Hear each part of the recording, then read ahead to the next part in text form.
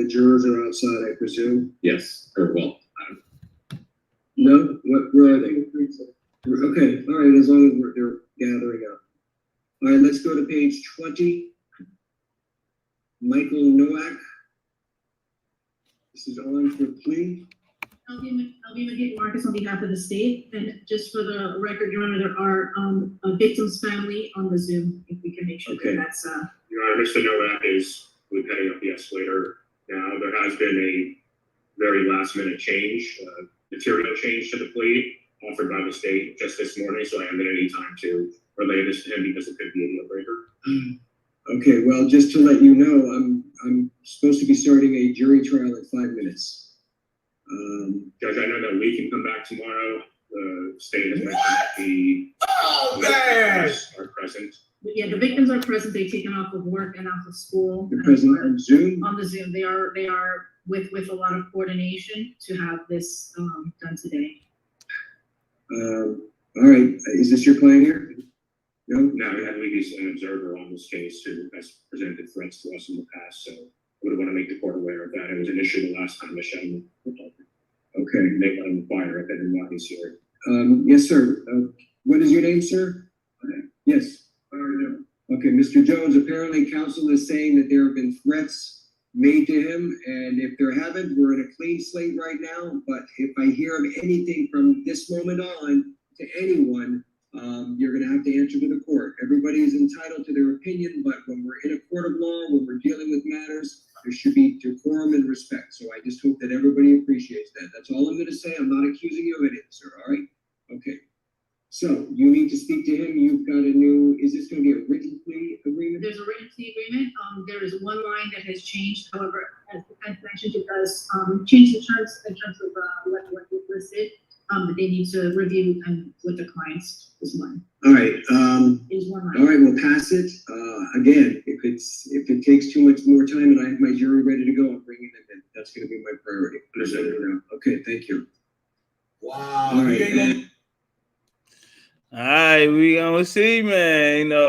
Shout out to everybody in the building. Top of the morning, man. Turn up one time for the one time.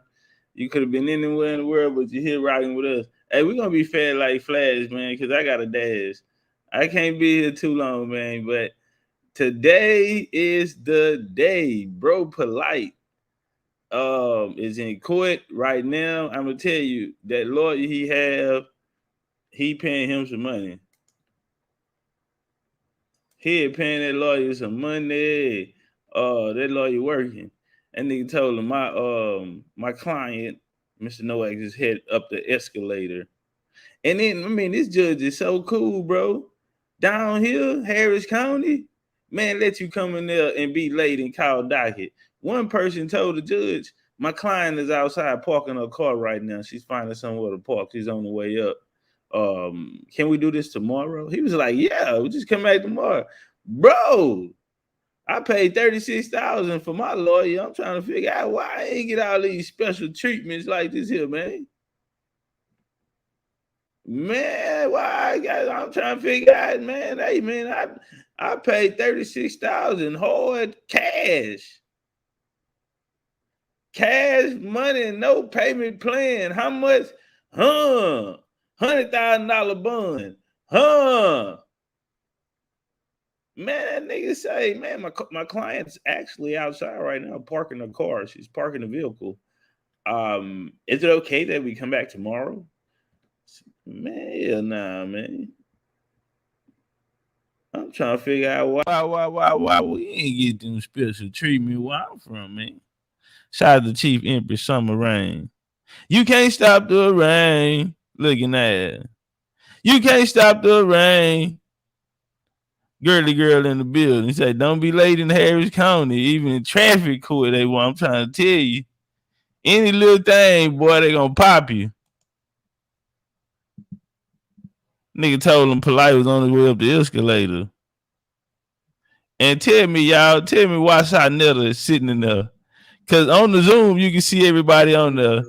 You got Dagger Squad, Shanetta. You got Shanetta enemies in there. Max Bird. I mean, y'all niggas is just in there bit deep today. in there with the victims. In there with the victims. Polight paid that lawyer. Oh, they fighting. Today though. He said everything is good. We're here ready to make a plea agreement, but he said we're here to make a plea agreement, but my client, one line has changed.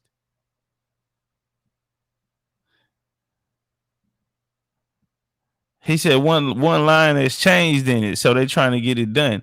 Now, if this was something that his lawyer did because they knew today that it was a trial, see, it's different on sentencing date. Now, he coming there to make his plea. He coming in there to make his plea. So he ain't got no trial or nothing. You feel me? It ain't no trial. And another thing too, bro, the victim, and so he was like, my client's on the way up the escalator. Is it cool we do this tomorrow? Hold up, y'all. Hold up right quick, y'all. Give me 2 seconds. Let me take this call.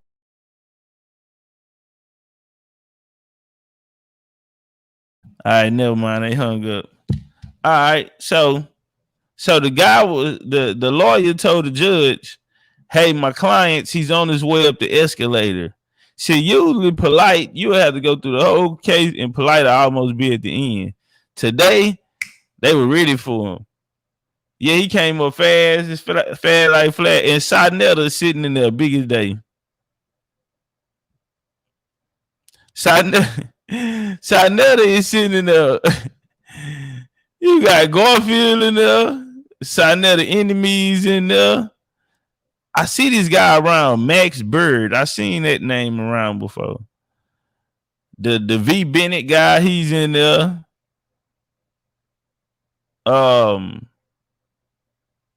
That's crazy. So yeah, the lawyer hit the judge with a fast when he say, hey, my client's he's right outside. He's coming up the escalator. Everything is good to go. We're ready to make a plea. But something has changed though with the prosecutor, and I haven't had time to inform my client on this. Is it okay that we do this like tomorrow? Can we come back tomorrow with I said, oh, but like paying that nigga, man. That ain't no court appointed. No. That ain't no court appointed right there. Court appointed would have handed you over. And so the prosecutor responded. The prosecutor backed out and was like, well, we have the victims' families here. They've taken off school. They've taken off work. So we want to get this matter addressed today. I said, oh, shit. Prosecutor said, I want to fight today. Judge said, I'm going to tell you like this here. I got a trial in 5 minutes. The jury standing outside. Y'all, whatever y'all gonna do, y'all need to come on. So right now, man, prosecutor looking like she in on it. They want to change a bar out of the plea agreement that they agreed to, and so now they trying to change a bar.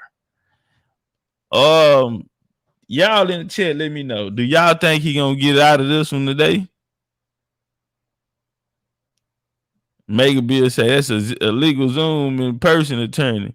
Man, the guy that he got actually specializes in, niggas touching on kids and playing with them babies. He got that lawyer. I don't know. They paused it out for right now. But Sarnetta got up early today, had his coffee, read the paper, and he, went to court today. Sarnetta at court today. He's sitting in the boy, that's crazy, man. I'm gonna tell you right now, man. Don't do nothing wrong. Boy, these niggas on the internet are ruthless. These niggas are real live. Sitting in this man courtroom, man. front row seats, everybody in there. They gang banging and everything. They got a chat going in the Zoom. Now, this is my thing. They're in there with the family of, with the victim and the family.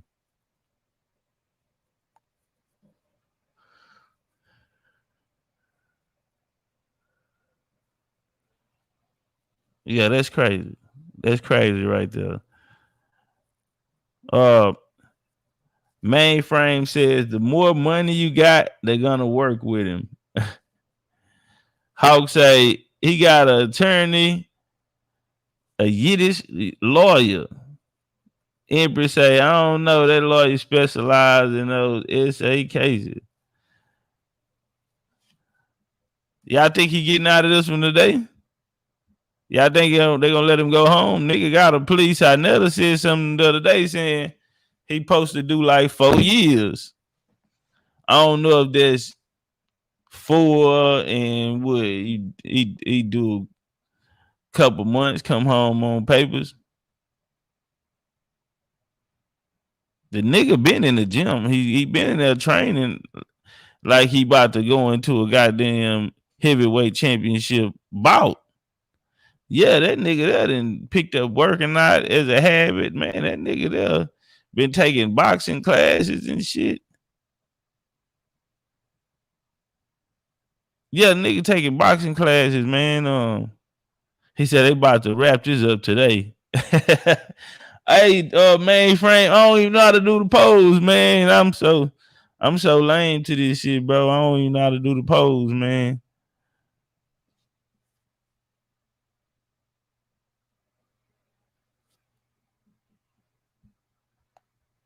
Yeah, I don't know how to do the pose, but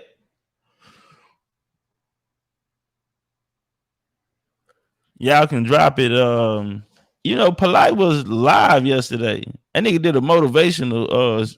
Hold on, let me play it for y'all. The nigga did a motivational video yesterday, 3 days ago. You wouldn't think a nigga going to jail 3 days ago. This nigga out here telling you how to repair your credit and shit, nigga. Nigga out here telling you how to raise your credit score, nigga. You wouldn't think that nigga right there.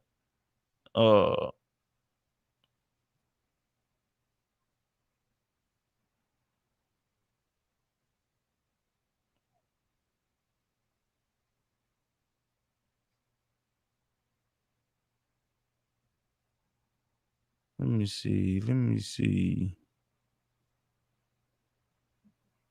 Okay. Let me see. Hold on, y'all. We on pause. We waiting on the judge to come back. Yeah, this nigga Polight made a motivational video yesterday. What's retardation? Look at yourself in the mirror and ask yourself, are you suffering from retardation? What's retardation? The action of slowing down or delaying the progress of something. Are you suffering from retardation? Are you procrastinating? Look at yourself and ask yourself, are there things that you personally want to see change? And that's from not just on the outside aesthetic looking version of you. That's also the internal aspect of you. Remember, you either deal with manifestation or man-infestation. Our people are some funny people, You drive a nice car, and you know what they say about the nice car? It must be a rental. If I drive a $400,000 car, it got to be a rental. I got me a mansion. Yeah. They say it's an Airbnb. I'm a self-made millionaire. They say I'm a scam artist. Now, I show pictures of my transition. They say it's Photoshop. I show them videos. They say I'm on steroids. I did this transformation after a 30-day fruit fast. Not fruit fast, pardon me. After a 30-day fast on just liquids alone. Mostly walnut milk mixed with sea moss, bladderwracks and burdock, E3 Live, chlorophyll, and water. And guess what? In 5 weeks, transformation got my gains. And I didn't have to follow the protocols of the meat eaters with their pseudoscience about protein. And it's not too pseudo. It works for them, for the most part. But it don't work for the vegan, because the vegan has access to more energy if you're being vegan properly. You don't need the same type of calorie intake as they do, or the same type of starch intake as they do. But the point is this. The point is this. The point is this. Change your situation. Remember, I always say, I'm too smart to be broke, and it costs way too much to be poor. What is retardation? Retardation is the action of delaying or slowing down the progress of something. Don't slow down your progress by procrastinating. People are always gonna. Nigga Polight say he pull up in a $400,000 foreign. Niggas out there hating. Talking about niggas out there hating, talking about it's an Airbnb. Polight, you was just on live arguing, talking about if a hotel room you was renting or something, and that they didn't want to, charge a card or something, like something he was saying, some fees and all of this here, so he just keep renting it like day by day or something. I don't know what type of trap star is that. Nigga, you living like a trap star.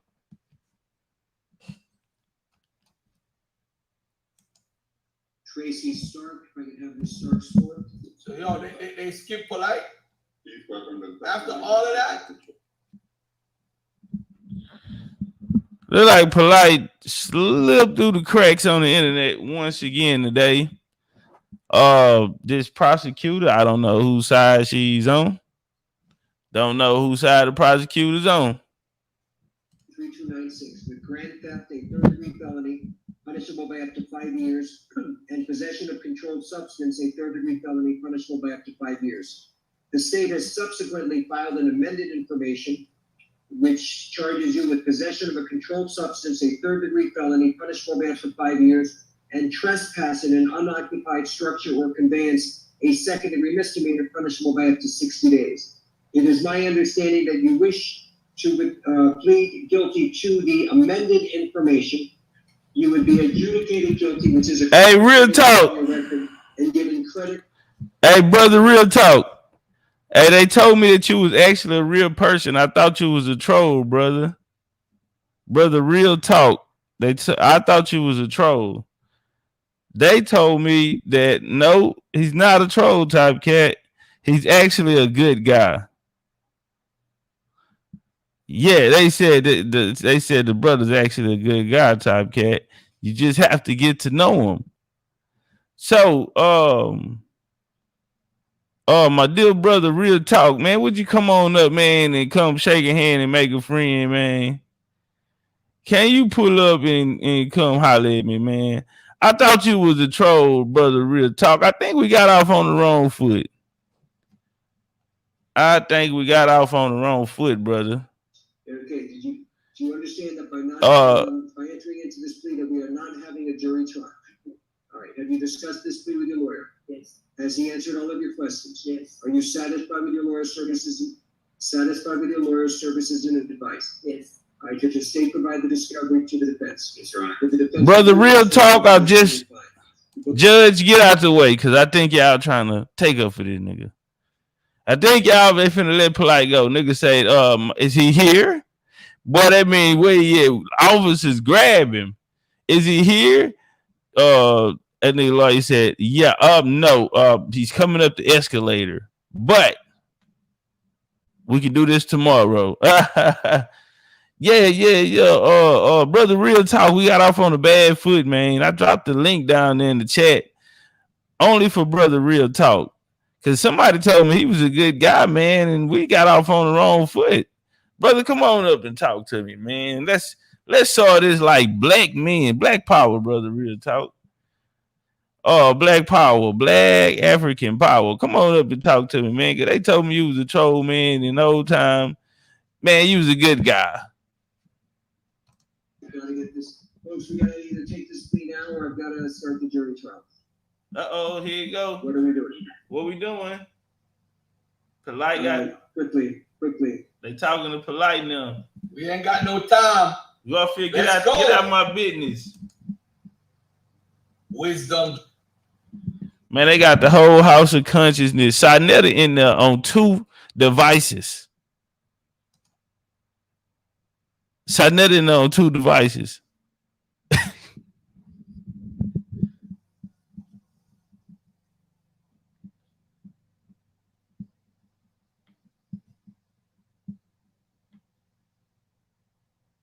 I'm not taking this. We didn't sign up for this. They don't switch it up last minute. All right, Google, send me the bill, Google. Google, send me the bill that he did. So sometimes, man, maybe like in a week or 2, I don't know. He gonna be over here on my show. Him and Sarnetta gonna come over. They gonna promote over here. And me and Sarnetta gonna go over to me and Sarnetta gonna go over there to Sakari. We're gonna be on their channel, and we're gonna do a promo bill. So we fight October the 1st. If you ain't know, Google.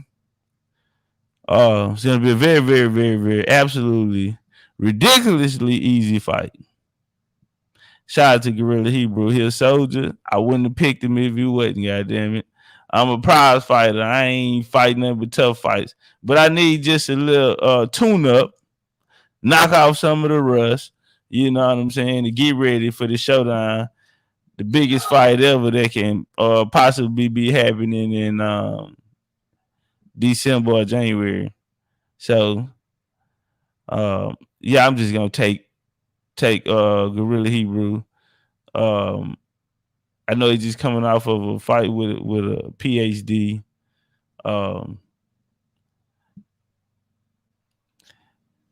I heard him say once that he Barbara, can you come in a second?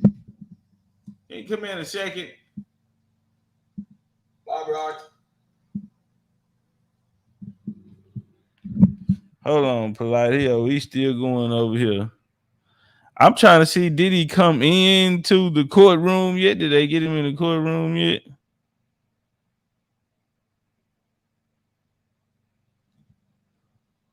They say.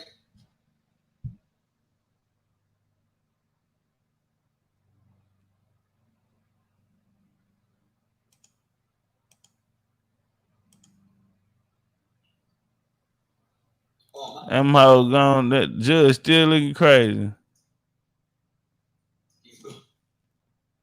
He's scratching his head. He got another case in. Well, that 5 minutes was 15 minutes ago. Polight was supposed to be coming up the escalator. So, is it possible that he can get out of this one? I don't know the getting out, but I think he can get out of maybe today because they got a case. They got a case going on, so we'll have to see what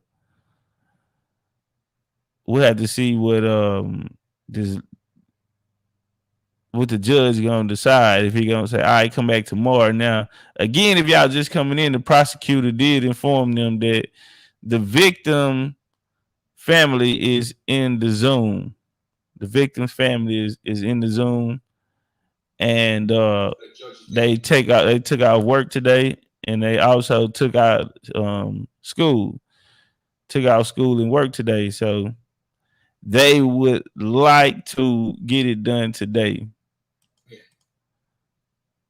So right now, Polight's lawyer argument was that Polight lawyer argument was that there was a line changed in the plea agreement. Something was changed, one of the lines. The Polight lawyer argued he was just informed with the information, and he have not had the time to brief his client. So he's asking to, have that recess and come back tomorrow. The prosecutor saying, no, we want to get this done today. People didn't took out work. They didn't took out of school. You got the family in there. They would like this matter resolved today. Now, when they said that part, right, you got victim family in court. They want to see Polight locked up. Somebody feel like Polight did this. Now, I know Polight going around and he telling people that someone is trying to set him up. I don't know these folks business. I don't know. But I tell you what, when the victim family shows up, you talking about something totally different. That's what they talking about at home, homeboy. They didn't say one person was in the chat. No, they said family members. Somebody care about that little girl, even if the mama didn't. Somebody give a fuck about that little girl being in the hotel room with you 2 and 3 in the motherfucking morning, nigga, and the baby end up in the goddamn hospital, nigga, and they pumping cum out of goddamn gums, nigga. Nah, nigga. Yeah, they pumping cum out of gum, nigga. Somebody give a fuck about it, nigga. Even if the mama didn't, well, obviously, he say the mom trying to set him up. That's what he said. That's what he told everybody. It's a conspiracy. He's a black leader. Niggas hating on him, and they want to set him up. That's what he told them.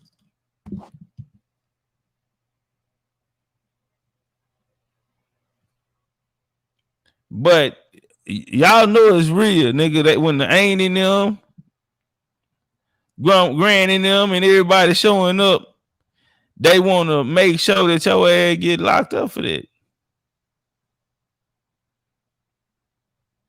That's some cold game right there, bro. They want to see if your ass about to get locked up. Real talk, brother. Real talk, man. You're not gonna hit the link. He said Top Cat and Dane said they won't deal with Sarnetta until they see what happened with Sarnetta's right-hand man, but they rock with him to make money. Well, brother, real talk. Gotta be a broke ass nigga, especially with a name like Real Talk. Real Talk, why you ain't hit the button, bro? Hey, don't nobody shoot him yet. Don't shoot him yet. Real talk. How much me nor the Dane has made any money with Sarnetta? Yet. Let me put the yet on there. Polight ass is finna go up the river, nigga. So guess what that means? The case is settled. So guess what that means, nigga? We open for business. Man, we open for business, real talk. Nigga, you think a nigga out the comment section, and you a big old nigga, I can tell. You a big, heavy breathing ass nigga. You a big old heavy breathing ass nigga, snoring ass nigga, fall asleep sitting down ass nigga, fall asleep standing up ass nigga, big top, little bottom ass nigga. Dark skin, black ass nigga, I bet, ash ass nigga.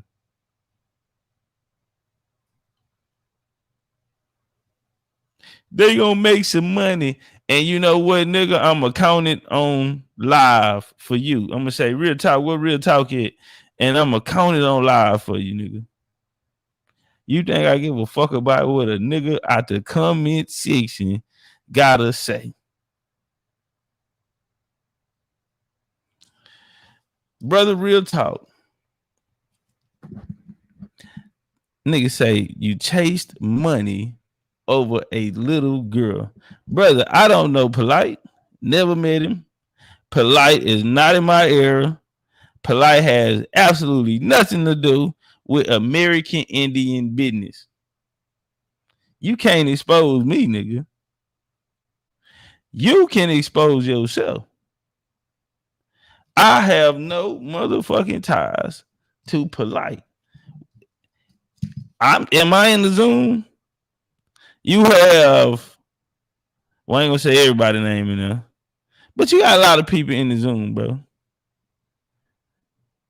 You think I really give a fuck about a nigga named Polight? I don't know that nigga. That was your hero.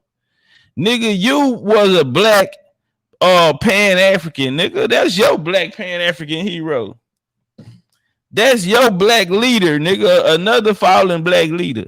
What the fuck they got to do with me, nigga? I'm a motherfucking Indian. I don't give a damn about no goddamn me, Polight or nobody out the Pan-African community or the black community, nigga. That's y'all, nigga. That's y'all business. Real talk. Real talk. The nerve of you to come over here and try to act as though the American Indians got anything to do with you, black Pan-African ass nigga business. That's y'all niggas over there. Y'all got a rap sheet of this shit, nigga. You black Pan-African niggas. You Afrocentric thought niggas. Man, how the hell is another part of the case and is Michael Nowak versus the state? How is anyone else, bro? Why he ain't going to trial today? Why that nigga Sai's actually in the Zoom though? He's sitting in the Zoom in court, looking at the shit. So why they ain't arrested him? It don't make no sense. Real talk, you sound crazy. So now, nigga, so what now? That's y'all black Pan-African leaders over there doing this type of. They been doing it. Y'all got a rap shit. Y'all got a history of this shit over there in their community. All you niggas with that thought, DNA test and all that type of shit. This the type of shit. Now they tracking your DNA. You got cum on the little baby. DNA test niggas. It ain't that something DNA these niggas always talking about DNA, and the DNA is what caught they motherfucking ass. That's you nigga with that type of mindset, nigga. We over here, nigga, spiritually locked in with our ancestors, nigga. We can't do no crazy man shit like that. We don't fuck around. But we notice there's a trend in y'all community though, real talk, cause you ain't from my, you come out of black YouTube, nigga. You a black YouTube nigga. All that hatred in you. You understand me? That's y'all nigga, man. Y'all hate the world. Y'all hate living. You got to go find another nigga to hate on. Your whole existence is just about hating. It's just hate, brother. Brother, when you gonna get some love in your heart? When you gonna get a, yeah, Jimmy, that nigga that wants somebody to talk to him over there, big old nigga, he ain't fuck nothing. Jack off artist, motherfucking jack artist. 6 or 7, you know how the women be having all the motherfucking toys in the little in a little velvet bag, and they hide them in the shoebox and shit like that, and they keep that little powerful motherfucker rose on the side of the dresser next to the bed. That's that nigga. He got all the jack toys for men. That nigga got all the jack toys, water-based lube. Yeah, you get that shit. Talking about feels just like the real kind. Yeah, that nigga that be paying high dollar for that type of shit. Jack artist sit there play with himself because he a big old nigga, don't want to get up, go on a diet and work out. He just want to go around hate. You black, that's why I don't fuck with black YouTube. Y'all women ugly over there, and all y'all niggas is hate or hatred. You hate the white man. You hate the system. You hate America. Yeah, but y'all steady producing crazy ass niggas with this Umar who don't comb his hair, put grease in his hair, lotion on, and ride around the world fucking all the women, then abandon the revolution, whether it be goddamn Pharaoh, nigga, then chilling with white folks, and went into a cult, nigga, and drunk the mushroom tea. Yeah, the nigga sipping mushroom tea with white occultists. Yeah, I don't know what the hell they putting in y'all brain over there, nigga. You black YouTube ass niggas. You black YouTube ass nigga. I don't know what they got in y'all brains over there, man. He said, Top K, you came at me crazy. I never intended on having any issues with you and Dane. It's how you came at me, and you don't know me. Well, brother, real talk. Since you say that, well, come on up. I thought you was a troll.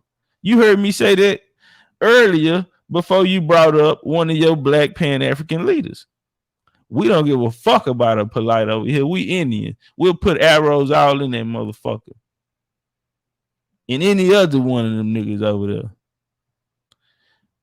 I thought you was a troll account. If you want to talk about it, real talk, I dropped the link in the chat. If you're an Indian, I'll take back everything I said. If you're one of them and you don't hit the link, fuck it. You want to rock? We can rock. You want to rock? Yeah. Rich and all the women over there ugly. Big old fat black motherfuckers. Oh, yeah, I ain't none of them hoes. Nothing sexy about them. Them hoes old and rotten raisins. Pussy look like a rotten raisin. A California rotten raisin. Yeah, prune juice coming out there pussy. That ain't pussy juice. That's prune juice.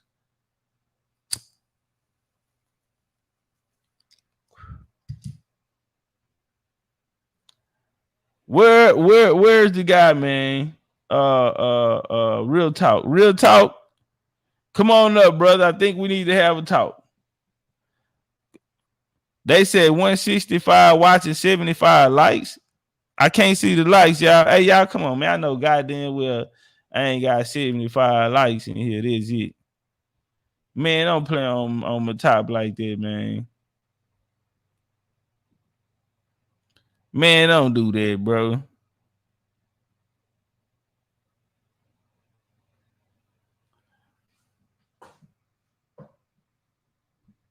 Man, y'all wrong if I got 75 likes in here, man.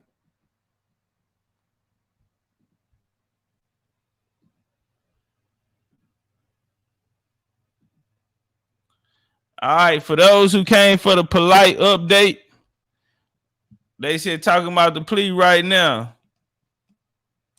Aspect of it, major components of the plea agreement. But what I am going to ask is for the state to tell me the general terms of the plea agreement, and then we will go into the details on the contract. Go ahead. Your Honor, the plea agreement includes an adjudication, 7 years of state prison, followed by 10 years of reporting probation. Oh. As a condition of probation, the defendant 7 years? Say 10 years. 10 years reporting probation. Okay. The defendant will complete the MDSO program. The defendant will not be allowed to have unsupervised. So he get 10 year papers? The defendant will have specific terms regarding where he may work and the ability to wear a uniform. Oh, he got to check in. He got to register. Additional terms of restitution, of which $5,000 has been agreed to be paid upfront within 24 hours, mailed to the to the victim. And additional restitution to be paid out on a monthly basis once he is out of custody. And that monthly amount is highlighted in the written terms of the plea agreement. Additionally, there will be a stay away order from victim TS and her mother, which is also mentioned in the plea agreement. So he getting 10 years papers? What is the total amount of the restitution? The total amount of restitution is $25,000. 25,000. So what he paying for? He got to pay 5,000.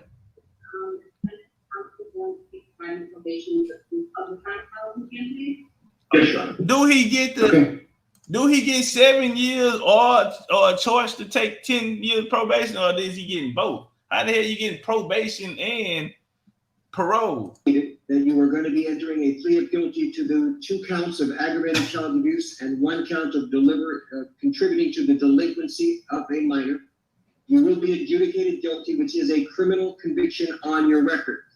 You also understand, sir, that by entering into this plea, that it may subject you to involuntary civil commitment proceedings set forth in Florida statutes 394.910 through 394.931. Do you understand everything that I've said thus far? Yeah. Okay. Now, I want to also advise you, sir, that you are going to be sentenced to 7 years in state prison to be followed by 10 years of reporting probation. In addition to any of these special conditions that nigga of said probation, yes. You will also participate in and successfully complete a mentally disordered sex offender treatment. That nigga got a sex offender treatment class. Hell no. Eligible.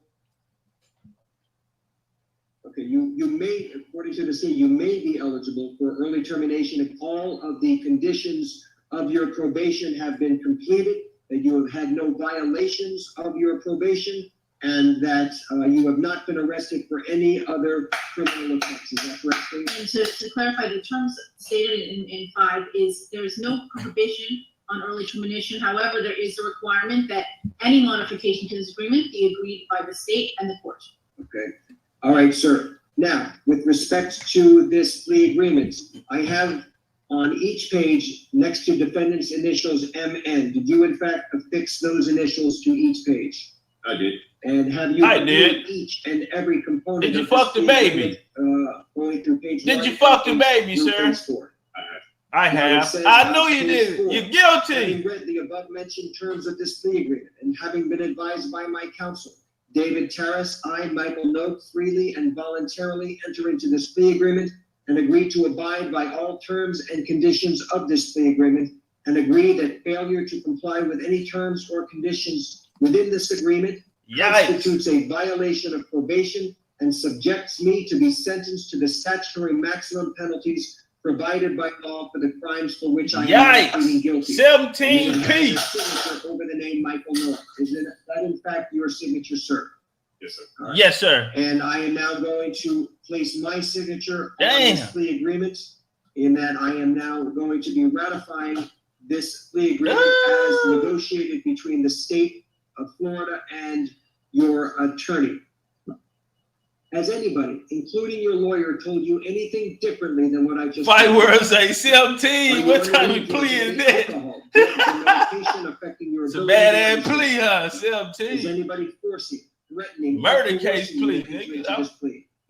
Take You that on understand a that robbery you're or a not a murder United States case. Citizen, the entry of this plea will have negative immigration consequences, including deportation and removal. Understand. You had the right, sir, to have gone to a jury trial where your lawyer had the ability to compel the attendance of witnesses on your behalf, the ability to confront and cross-examine the witnesses and evidence against you. You had the right to testify just like any other witness or remain silent, and your silence could not have been used against you if you went to a jury trial. You also had the right to appeal any mistakes that I would have made during the course of the trial, and the right to hold the state of 7 years. Florida That's the a burden of proving these say, bro. charges That's a beyond stretch. reasonable doubt. Do you understand, sir, that by entering into He this really plea, won. that He you could are have got giving up all of shit. He these got rights and 17. we will That's not have still. a jury trial? I do. Have you discussed this plea with your lawyer? Yes, Has he answered all of your questions? absolutely. Are you satisfied with your lawyer's services and advice? Definitely.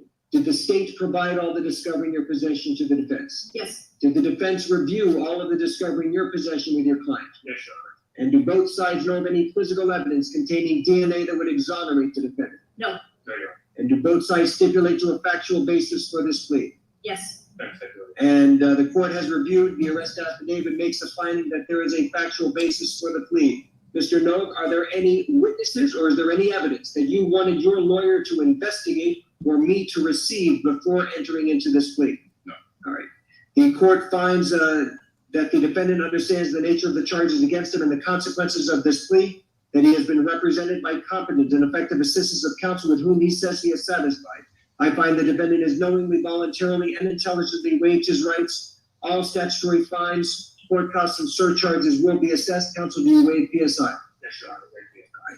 Now, Mr. Noak, you do understand, as I mentioned to you before, that the state, as they had articulated earlier, you may be eligible for early termination as long as certain conditions are met. That means no violations. You've done everything that you were supposed to do. You've not been arrested for any criminal offense, and the state is in agreement with it as well as the court's ratification. On the other hand, sir, if you violate any terms and conditions of this probation, and that includes getting arrested for any other criminal offense, that you could be subject to the maximum period of time in prison, which by my calculations is 61 years state prison. You do understand that? Yeah. And knowing all of this, do you still wish to enter into this plea? Yes. All right. The court finds the defendant, as I mentioned before, understands the nature of the charges against him and the consequences of this plea, that he has been represented by competent and effective assistance of counsel with whom he says he is satisfied. I find the defendant has knowingly, voluntarily, and intelligently waived his rights. All statutory fines, court costs, and surcharges will be assessed. Is there anything further as it relates to Mr. Noak? I do have on the Zoom that the victim's mother wanted to address the court. Is correct. And Oh! nothing more from the say, except to let Your Honor know if you can unmute the victim's mother, and she will be listed as victim Noack in the Zoom, and she is requesting pursuant to Marcy's law that her identity remain anonymous. So for that reason, she will not be stating her name, but she will be making a statement regarding this. Where would it It be? should say victim, and then in parentheses, Noack. Nope, sorry. You see it when it says victim, nope. Okay, yes, 1 second. All right, you may unmute, ma'am. Good morning, Your Honor. Good morning.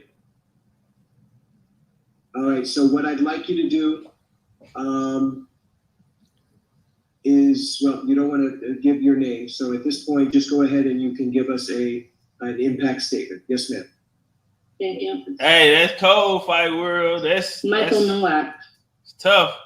This is the first time I have spoken publicly about what you've done to my daughter and I. Oh I man. have gracefully remained silent the last 2.5 years. Jesus! 2.5 years of pain, shock, disbelief, PTSD, constant nightmares, and daily triggers. Jesus! Trying to help my daughter heal when I'm not even healed myself. What you have done to my daughter, myself, and my entire family is inexcusable. You hurt us all. Mm-mm-mm. You made me believe that you were such a great man. Jesus! You did no wrong. You made me fully trust you, and for that, my daughter trusted you too. But the truth is, you're a monster. You're a monster! A demon. You're a demon! The very first time that I allowed you to be alone with my daughter, the very first time, and you couldn't even help yourself. Damn, bro, that was your first time? You told me you was gonna be right back. We're going downstairs. We're gonna grab food and take vacation pictures. The fuck? You told me that you wanted to have a one-on-one talk with her about loving and respecting me as a great mother that I was and am. And I actually believed you. I believed that you were gonna bring her right back. I thought you were gonna Mega have Bills, this that's trustful cold. conversation with her that you promised me. Sharice! Her and I both Reese! trusted you. For a grown man to violate a child who trusted him, you should be ashamed of yourself. You should be ashamed, you You monster! plotted on me and my little girl. The entire time you knew what you planned to do. Isolate, intoxicate, then violate my baby.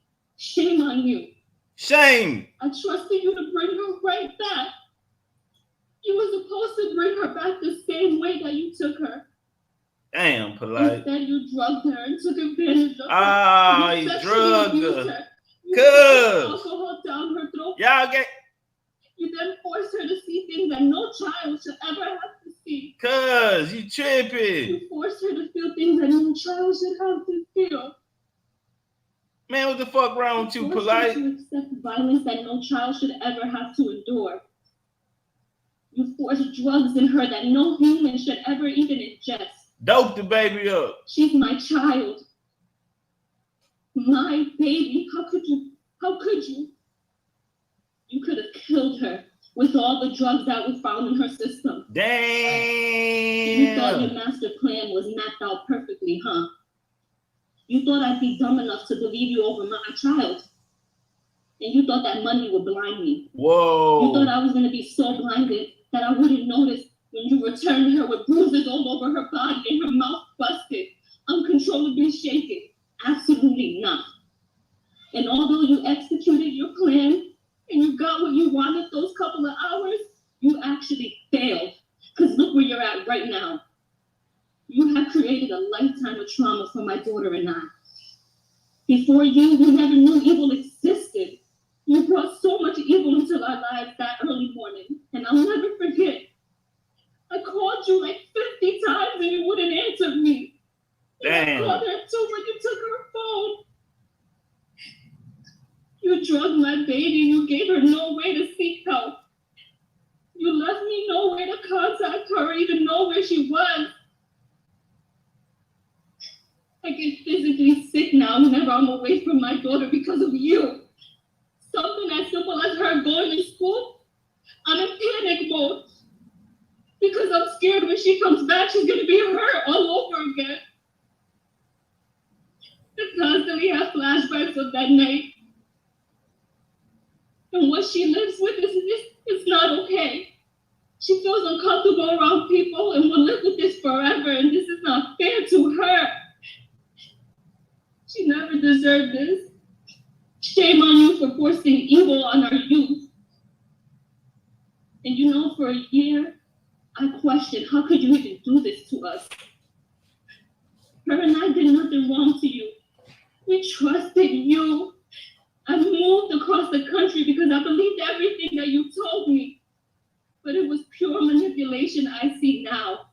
All you do is specialize in selling false dreams. How can you do this to an innocent child and mother who simply trusted you? We did nothing wrong. But you know what? I'm done breaking my head trying to question or figure out how you could do such a thing. It's so simple to me now. You're just a sick man. A man you can have a plethora of women, but you secretly prefer to have a child. Damn. It's so clear now. I will never be able to fully trust another person due to the betrayal that you've shown me. And for that, I was not willing to trust 6 strangers and go to trial. Nor was I going to put my daughter through an additional trauma. This plea was in our best interest. You and I both know the evidence is extremely substantial. But even with that, I refuse to have my child be tormented when she's done nothing wrong. All she holds is the truth.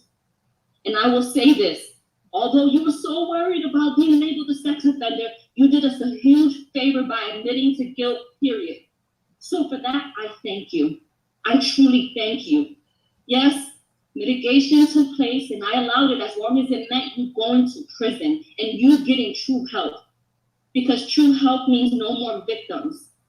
The fact that your only non-negotiable was to accept a sex crime shows exactly the type of man that you are. You know what you did in that hotel room. I know what you did, and my daughter knows what you did. DNA doesn't lie. There's no reason why your DNA should have been found on my baby. And yes, I satisfied your bogus request to not be labeled a sex offender, but it doesn't take away from who you truly are. I wasn't gonna waste any time going back and forth with you over a label. God will judge you for exactly the person he knows you to be, a sexual predator. So rest assured, jail time equals jail time. And I pray that during your 10 years of sex offender probation, you actually receive the treatment that you need and it helps heal your sick mind and get the thoughts of being with children out of it. All you care about is your pretend image, but I know exactly who you are now. Yeah, he gotta take a class. All your evil acts in secret. You're so self-centered. That's why the last time I saw you on February 27, 2021, you fought me. You tried to hold me hostage from taking my daughter to the hospital. I'll never forget that cowardly look in your eyes. I'll never forget it. You were so scared. You were so scared because you realized you messed with the wrong one. Your last words to me, you held me and said, please don't go. You're gonna ruin my career. Well, today, September 6th, 2023, my last words to you are, I hope the next 17 years of your life, you're reminded of the disgusting, terrifying, unforgettable act that you've done to my innocent daughter. Shame on you. And although you've call him a bitch. A amount of trauma for myself and my daughter, we will, and will always be superior to you because a successful, honest career is something that you can never, ever have. We will both continue to stand against violence. My daughter will continue to persevere and be bright and intelligent and courageous young woman that she is. So Michael Nowak, I hope you enjoy prison and God bless you. Damn. Call him a bitch, sister. Thank you for your courage. Call him a low down, dirty, nasty. Goes out to you and your daughter. Bitch. All right. The defendant will be remanded to the Department of Corrections. Yes. How they say them gang leaders gonna pay off the guards good money to get his ass. He's giving credit time, whatever he's gotten in. Salute to the Lieutenant Drew Titan in the building. All right. Thank you. Damn, Polight. He really won with that 7 year, man. Uh, 7 years, that's it. 10-year papers. All right. Barbara's Alvin. Where's she? Alvin? Huh? Okay. Okay. Let him know we're ready to go. Let them know we're ready to rock out. Go that now, when you're ready. I will go off the record 5 minutes.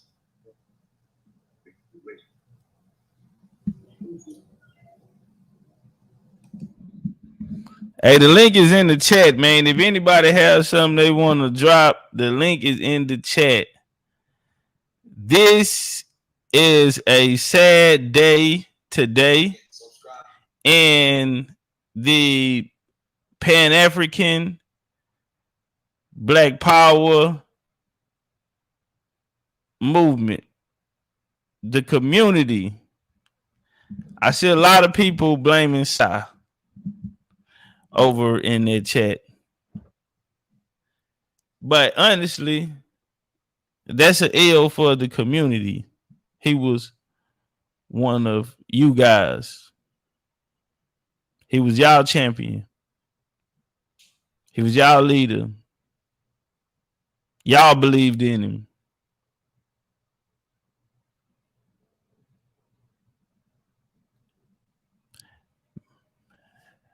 Some cold shit, man.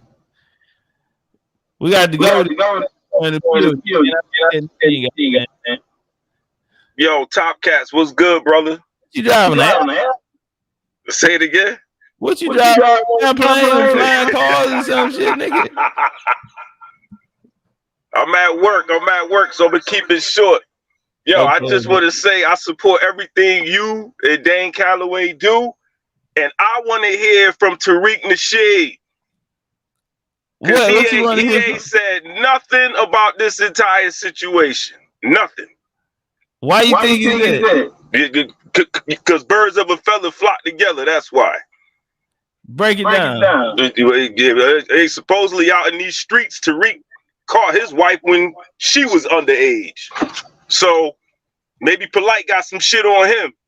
But I know he ain't said a hoot holler about this whole situation. And yes, Polight got off easy. He only got to do 7 years.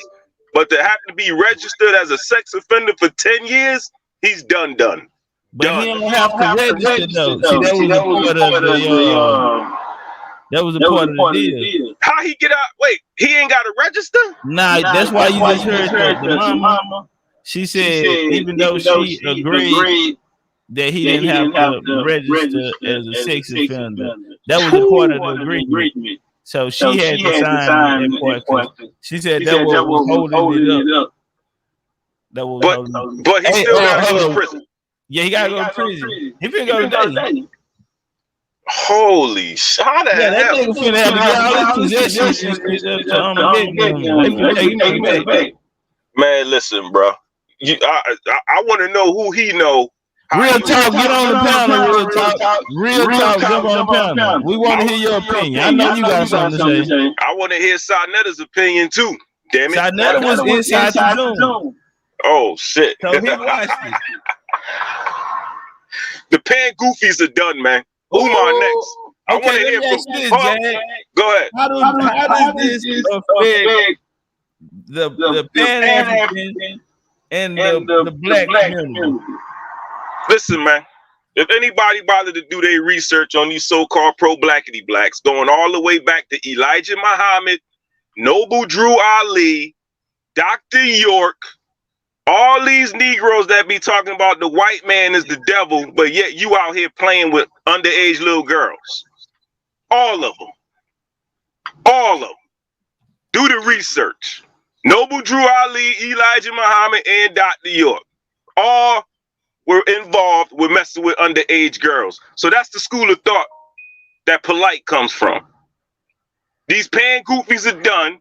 Supposedly Umar Johnson got cocaine charges, according to Ali Muhammad. And Umar ain't respond to that yet. That's why he can't have no school. So Umar was snorting coke, snorting coke.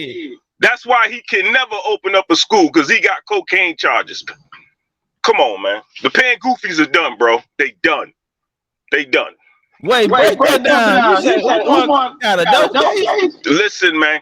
Ali Muhammad said it in more than one video. He said, I dare Umar to open his mouth. Come and sue me, come and challenge me, and I'll show the paperwork. This is according to Dr. Ali Muhammad.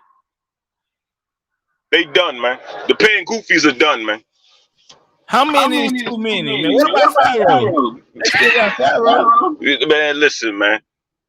Pharaoh just did a video threatening to kill a woman or some shit. Are you kidding me? Like, come on, man. Come on, man. Crazy, come on, man. He got mad at some woman and said on video, I will kill this bitch. Okay. So you still ain't learned your lesson, Pharaoh. Good luck to you. Pharaoh, man, listen, man. Listen, man, I'm going to give a shout out to real teachers, Sabir Bey, Top Cats, Dan Calloway, Sister Bethy, Chief Morning Thunder. Yeah, that's all I got to say, bro. I'm out. All right, appreciate you.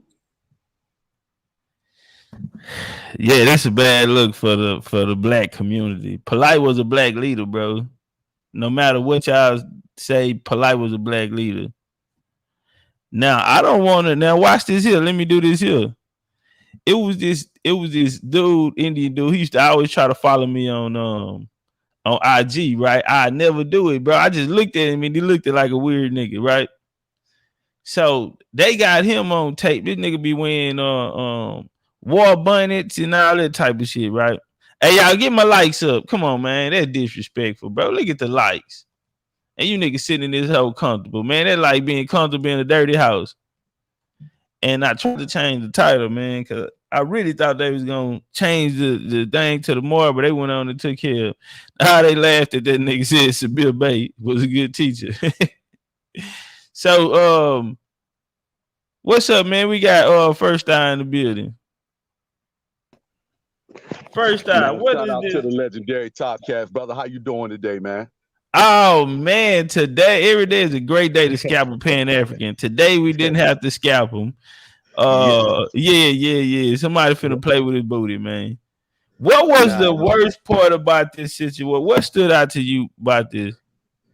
Hey, Top man. Hey man, man, I come from over on that side anyway, man. So I've been following Polight, man, since he came on the scene along with Seti, along with Dr. Umar, man. And bro, like I said, man, I always go by my gut feeling, man. And it never sat right with me when mainly those three guys, when Polight, when Seti, and when Umar came on the scene, bro. They were like the new generation after Bobby Hemmings and the Valentines and Coakleys and that, man. I just didn't feel that same way like when I first heard it. Now you can say what you want if those guys are pseudo or not, the ones who I said before them, man. But brother, like I agree with you. It seemed like the level of information that was being disseminated throughout the community, bro, it was a lot better, man. The scholarship was better. And so, yeah, man, it just never set right with me. And so for that guy, man, and I'm one of those guys, I used to go down on the land down there in Eatonton, Georgia, man, with the Nawabians. I spent a small fortune, just getting some of the information. But, Polight was one of the guys, man, he stood up and he took up for Dr. York. And come to find out, this man never even met Dr. York, bro. So it's like, man, it's just crazy how these guys, man, they just do this shit like blindly. And yeah, man, just to top it off what the brother said, yeah, man, Umar there's this brother named Make a Change, man. He did a video maybe 2 to 3 years ago. And he he showed the whole joint with this man, quote unquote, cocaine charges, man. So yeah, man, these guys, I've always looked at them as shysters, bro, charlatans, I mean, it is what it is, man. And it's just unfortunate, you know what I'm saying, to hear that woman talk about her daughter, man. You know, that shit is going to affect that young lady for a very long time, brother. You know? That I think that clip is going to go crazy viral because for this whole time, for these 2 years, you know, no one like heard the lady, no one heard her speak or nothing. Right. Man, but when we finally heard her, bro, man, the women out there, bro, I know they really, them women was crying in the chat. Nah, man, she had them women no crying. No and doubt. all the niggas wanted to whoop that nigga Polight. That shit just made a nigga. We sitting here, bro. You played all these games. Polight, you played all these whole ass games, bro. You been playing all these bitch ass games. Nigga all on the internet last night just did a workout. Said that why he working out. 7 years, bro. That wasn't long enough for that. You done doped the baby up and everything. Doped her up, took her cell phone, nigga. Mama called you 50 times. Can't nobody find you when you bring her back. She bruised up. You talking about she tripped and fell off the motherfucking Empire State Building. Yeah, man. You know, Top, man, you just think, brother, it's like, man, where the uncles? Maybe the daddy's not involved, man. Where the uncles and the cousins, man? That dude should have never even made it to court, man. You know, it's unfortunate, man. I mean, you know, I guess you always have to be, you know, wary of, you know, how some of these things, you know, these charges is brought out. I mean, you know, sometimes you do want to wait and see, man, because, you know, it's not always an open and shut case. I get it. But, you know, nevertheless, man, you know, just to have to hear that woman, man, you know, it's just, you know, it's no excuse, bro. There's just no excuse for this guy. And anybody that's going to back it up, man, it's just, it's crazy, man. It's just crazy. Hey, watch this here. The homie True First North Star said, "Wow, I never knew the Prince of Pan Pizza doing consciousness had coke charges." Yeah, that nigga, man, you know that powder make them niggas freaky. You see how freaky that nigga is, man. All he talk about is fucking. Yeah, man, that nigga, every other sentence, that nigga shooting the shot, he talking about fucking. That nigga came soon as he fired the live up. He licking his lips. He coming there, shirt off, titties out. Ain't combed his hair, ain't washed his face, and he still want to fuck. Nigga, that nigga stay playing with his nose. He keep tissue. That nigga stay, blowing his nose, talking about he got allergies. That nigga a potterhead. Allegedly, man. Hey, Top, man, just think about this too, though, bro. I mean, this man, like, now you know it's something that's off with this guy and how gullible our people are, because this man is over here taking Japanese baths, talking about he's talking. Yeah, I remember that. Man, he's talking to Pan-Africans, bro. How large can the Pan-African community be in Japan, bro? Hey, I remember that nigga held his nose, man, and went underwater like he was snorkeling or some shit. Yeah, he went underwater. He took a dive, bro. But the Pan-African community and them niggas out here talking about we trying to separate them. Y'all trying to separate us and all. Man, get the fuck out of here. Y'all niggas doing that to y'all self. And it's the dope. All of you niggas are involved with drugs, sex. Yeah, y'all niggas living like rock stars, man. Everybody freaky. From Nature Boy and them with a house full of niggas and hoes, everybody in there naked. They having orgies, men and men on women, or everybody fuck everybody. Did you see the clip when they packed the girls and the boys packed Nature Boy off the couch and packed him upstairs and laid him in the bed? Yeah. No, I didn't see that, man. Man, it's some cold shit, bro. These niggas, yeah. All of these niggas, Rashad Jamal, how much time they just got him? Man. Hey, can somebody in the chat, any one of y'all know how much time did they give Rashad Jamal, or if he got his time? And do anyone have an update on Nature Boy case? What they talking about when they doing with Nature Boy?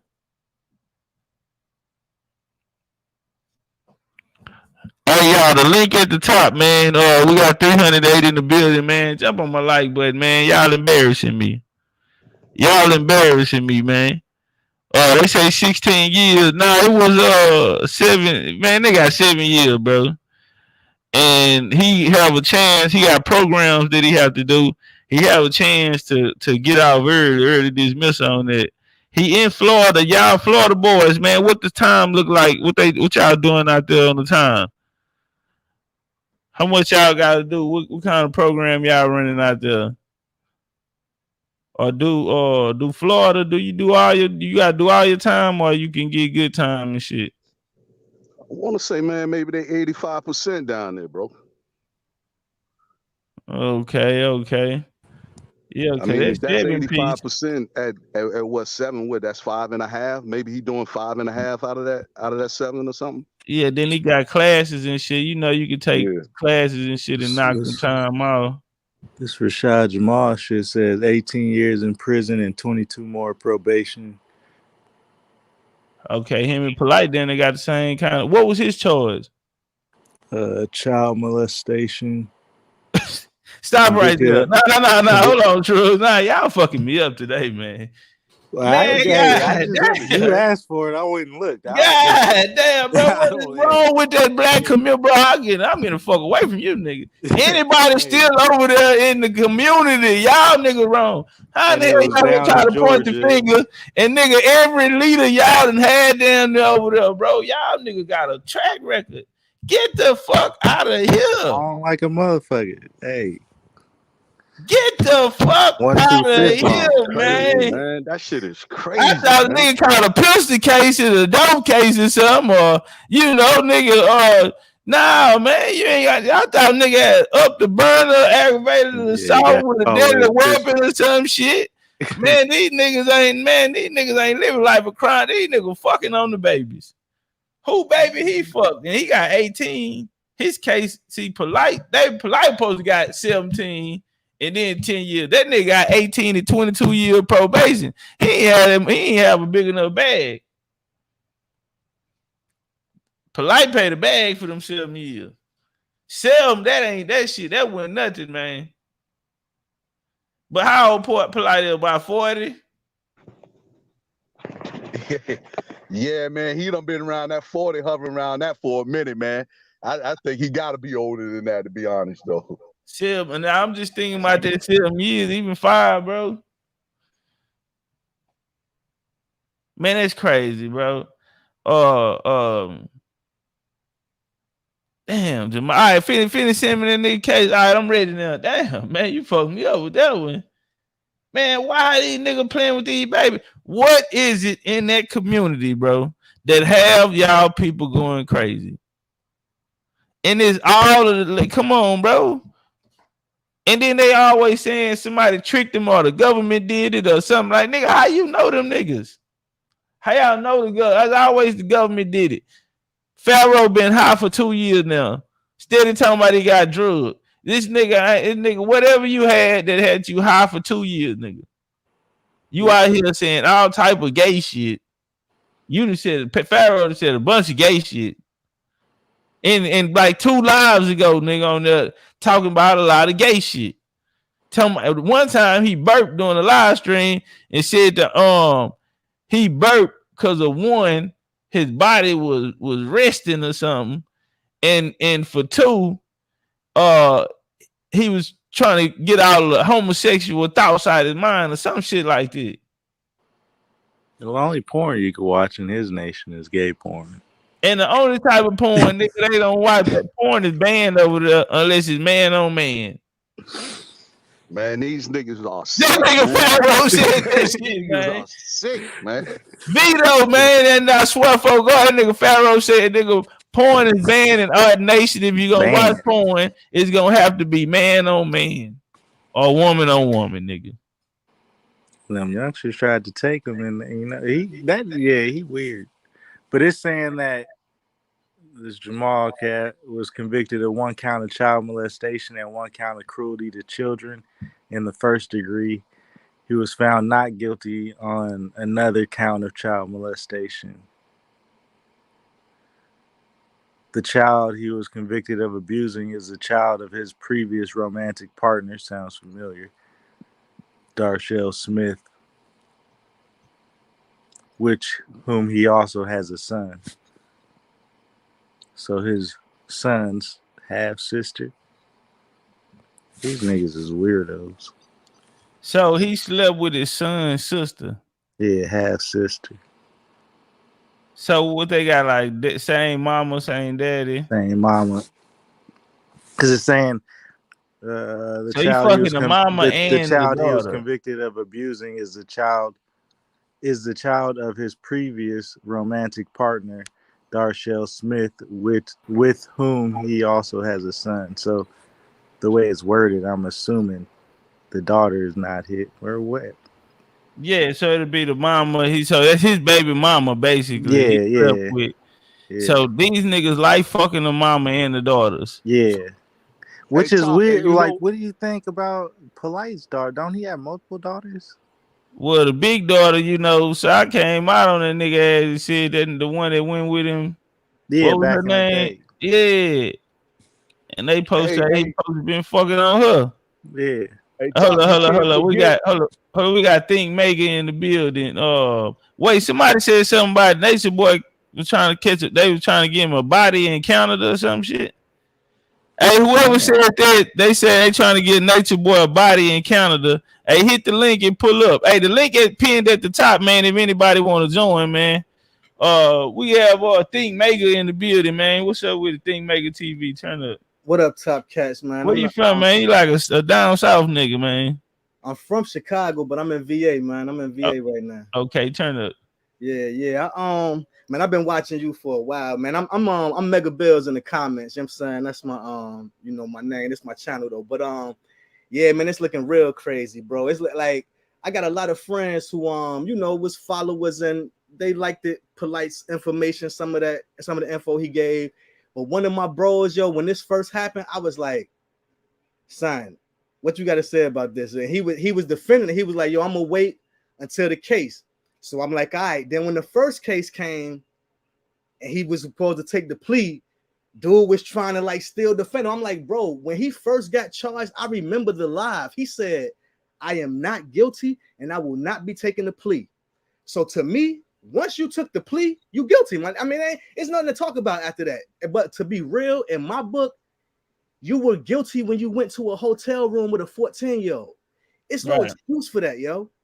Like, he can't say he got set up or nobody was hating. Ain't no feds make you take that girl to no hotel room. Ain't no COINTELPRO make you take that girl to no hotel room. Ain't no hater. Man, you did that on your own. And then when I heard the mother, bro. Yeah, that took everybody out right there. He gonna be in PC, yo. Cause you think so? Dirty.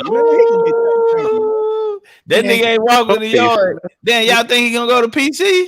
Yeah, he man. Got a choice. Unless it's different down in Florida, he ain't got a choice. PC from jump, from booking, they PCing him up. He going to Punk City. Just because of his case, huh?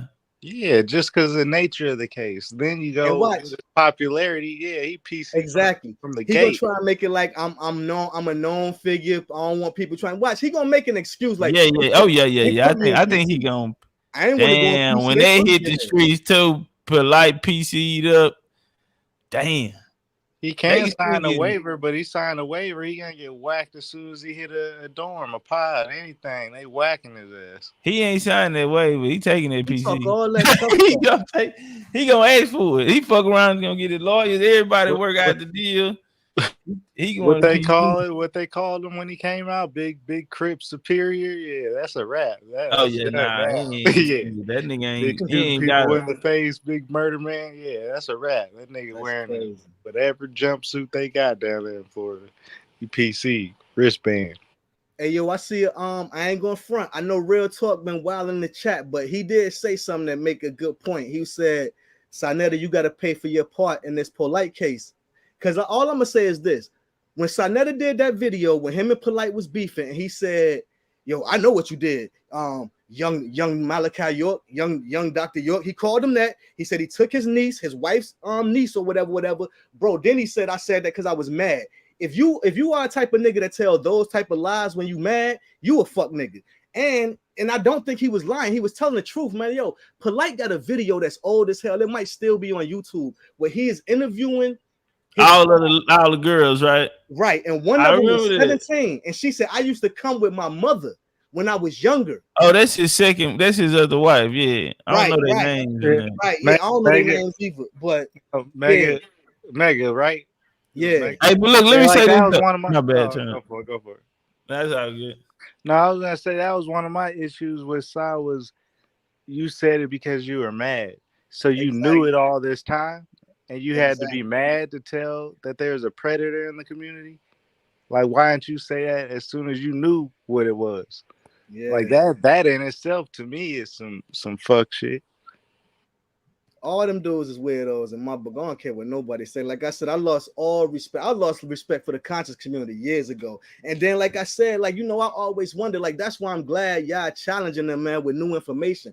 Because that Pan-African shit ain't doing nothing, my nigga. And like I said, if you just take away all the emotions that people want to attach to all the great things that come from the continent of Africa, if you take away the emotions, my nigga, what's, like I said, if we're gonna say it's real, the transatlantic slave trade, that means that Europeans who are genetically inferior went to the continent with the most genetically superior people, snatched them up, took them to another land with some more genetically superior people, and that makes them superheroes, my nigga. If we believe their story, they are superheroes, yo. And I ain't believing that shit, my nigga. That's bullshit, yo. They came over here the way it was, and they did what they did here, my nigga. And like you said, if you sell the African story, we will never start looking for our land ourselves because we think we're from somewhere else. And that's another thing, bro. I'm from Chicago. Like I said, I remember being young. I say this to all my family members. When I was young in Chicago, and I ain't exaggerating, everybody I knew said we got Indian in our family. Then we went to school and everybody was African American. Man, get out of here with that shit, yo. I don't believe none of their stories. None of them, my nigga. None of their stories, yo. Hey, let me say this. I do want to say this part because I see a lot of people going off on Sai in the chat. Nah, bro, look, if y'all gonna try to get a side of the case, then y'all have to give the whole community the case. Because just because Sai say, let's say Sai went out there and said, hey, y'all support this guy. All of the niggas that supported him still did it. It was the time when Sai and Polight broke up and niggas chose Polight over Sai. So why they don't get no case? Why the community? No, this is, nigga, the whole community get a case. Nigga, we can't just point the finger at Sai because Sai ain't make Rashad Jamal. All of them niggas went off and built up their own platform. I think he came out of Pharaoh camp code or some shit. Double down on that. Look at yesterday, B. Like they said they didn't make the list. And who was at the top of the list yesterday? Polight. Right. Yeah, the chat picked Polight. Yeah. Right. The community still chose Polight yesterday. They was gonna put him at number one, really. Yeah, everybody need to look in the mirror. Pick one of them motherfucking mirrors up, and this is why your babies can't go outside and play. This is why you are still in the same position. Before y'all nigga try to give a side of a case, you have to give it to the community. Polight was a black leader, period, nigga. That goes on the black community. Nigga, that's on y'all fall, bro. Pan-Africanism, black liberation, black nationalism, that shit goes on you niggas' record. He's one of y'all, bro. Y'all bred that nigga. Now they caught this Indian nigga, right? This nigga who playing Indian in Colorado. Some white boys set him up on the internet. He on there trying to fuck something. Little 13-year-old talking about they gonna secretly go elope and get married and all this type of shit. Nigga, white boy show up. They playing on him in Wild Boy. He in that bitch in khakis with his shirt tucked in, wrinkled ass khakis with his shirt tucked in. Nigga got rubbers in his pocket. You know, they got the nigga to confess, and then the law pulled up. Y'all remember that case on that nigga that was playing Indian? I seen all y'all niggas was subscribed to him. He had a big following on Instagram. I used to delete that hoe every time that hoe sent a request. Bitch, you look like a weirdo. And I'm glad I made my move. I can all them Indian niggas, y'all be talking about, them niggas were following the nigga too. Oh, they had a nigga hit a nigga with a brick, went crazy. What was that nigga name? Shrug used to be singing and shit. I don't even know. On I'm trying to Clubhouse. figure it out. What's a nigga on Clubhouse used to be singing and shit? No. And the nigga went crazy. Yeah. Thunder Voice or some shit like that. That nigga there. No. Man, Thunder Voice. What the case was? He went off on somebody at the subway or some crazy man type of shit. But I'm saying, man, y'all, it be weirdos around, nigga. You have to take that case. I ain't stamped none of them niggas, but them niggas was hanging with these Indian niggas around here though.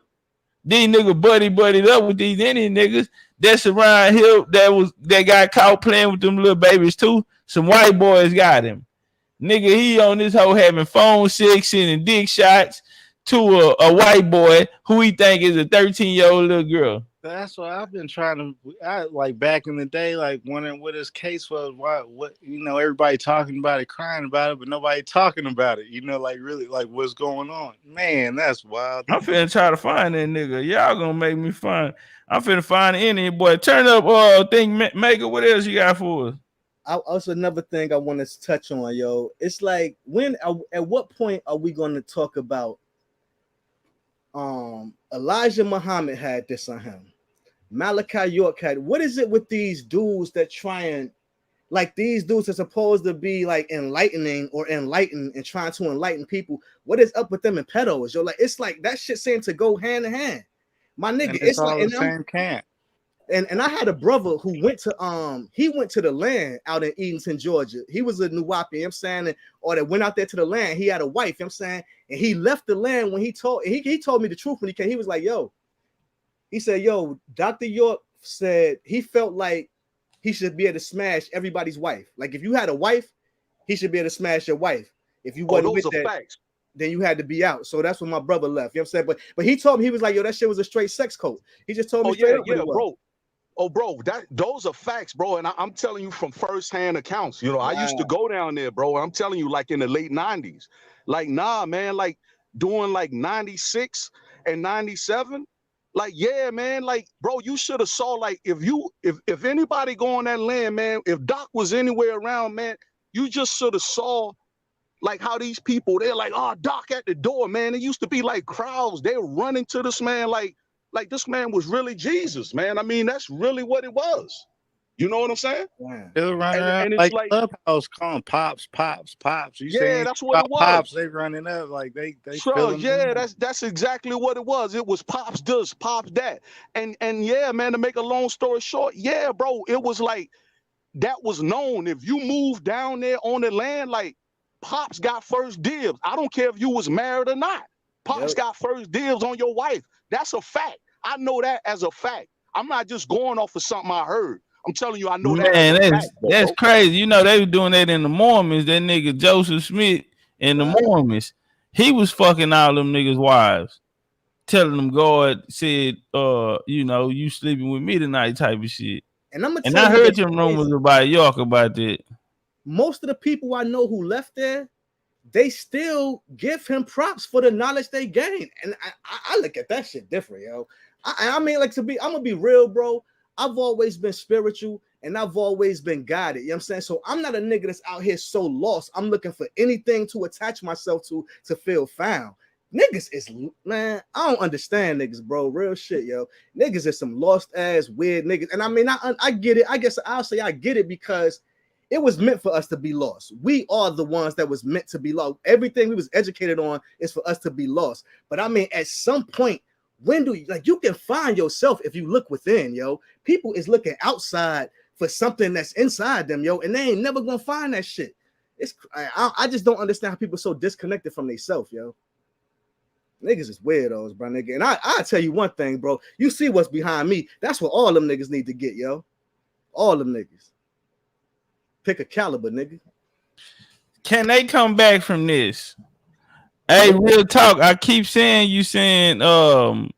Sadnetta name, bro. But this is my question to you, real talk. How much do you think the community, how much blame should you put on the community?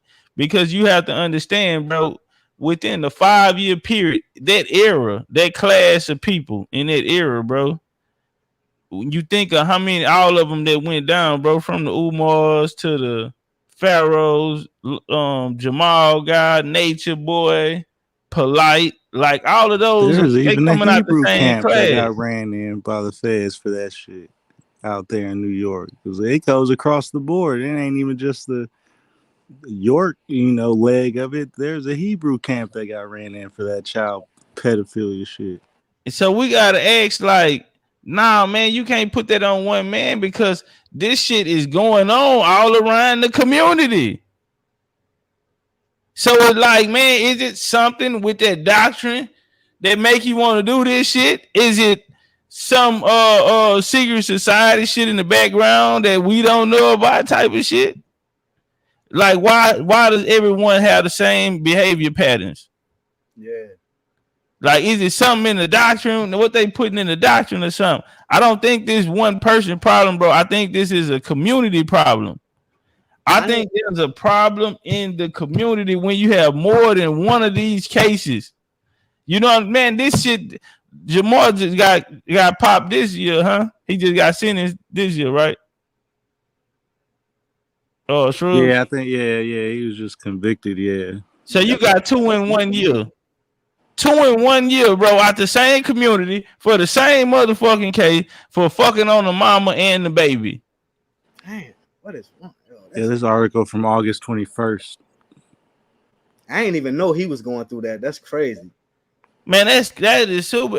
That's why I'm saying, like, you can point at Sharnetta, even if you take him out the board, the shit don't stop because the whole community, bro, is already rampant around the community. Yeah, I ain't fought inside for everything. I'm just fought inside for that live he did. Like, I feel like, hey, hold on right quick. Hey, y'all can bring him back alive. Power, it's a way you can. She said she accidentally shot Joseph Matthews.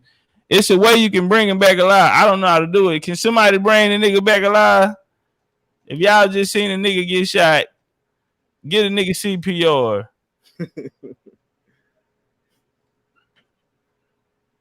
All right, turn up, y'all. Y'all got it. Yeah, it came up earlier. I forgot to say it, but yeah, real talk. I don't know if you seen it up top, but yeah. All right, Power. I say that nigga, man. I brought him back to life, Power. I don't need a channel or anything. I don't know if we get in trouble for niggas in the comments, but yeah, you saying a couple things that you shouldn't say for yourself, but yeah, we don't need the channel getting fucked off. And nigga say York gave the babies herpes. Man, what the fuck wrong with these? Yeah. His kids were on Clubhouse talking about that shit. Yeah. Man, what is wrong with these niggas, man? Nah, man, Chuck Morgan, man, did something because Chuck Morgan was one of the he was one of the high-ranking guys, man. And man, Chuck Morgan, he has a station out there top, man. If you ever get a chance to just listen to him. But yeah, man, Chuck Morgan breaks all that stuff down, bro. He was dead. He was like right under or right with, York. I ain't gonna say right under. But yeah, he was like one of those lieutenants, man. Yeah, he broke it all the way down, man. It's like, nah, man, you're right. It's something, man. It's a cult, bro. It's sick, man. And like you said, even if Saul wasn't around, bro, yeah, man, this shit is it's in the community. Yeah. It's in the community. What do you think about how everything else we get sold a white face? We busted that down, how a nigga look just like us that did this whole, takeover.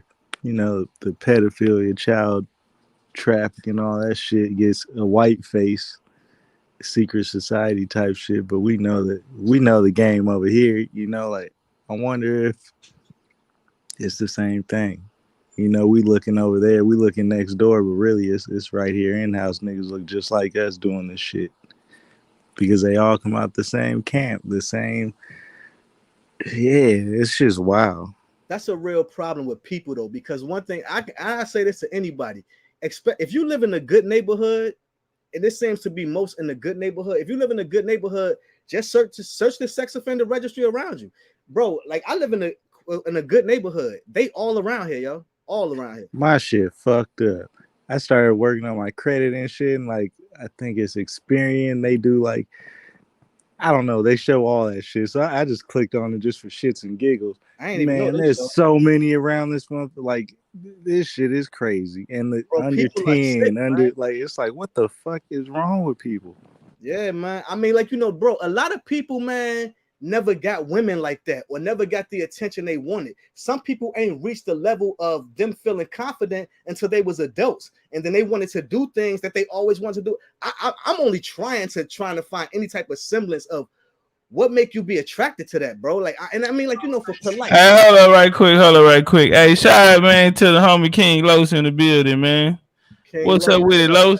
Hey, Los, I need a P.O. box or something, man. I want to send you some books. Man, my book had came out. I want to send you some books and shit. So, when you get a chance, man, I'm gonna hit you up on. I'll probably come through there and see you on Clubhouse or something.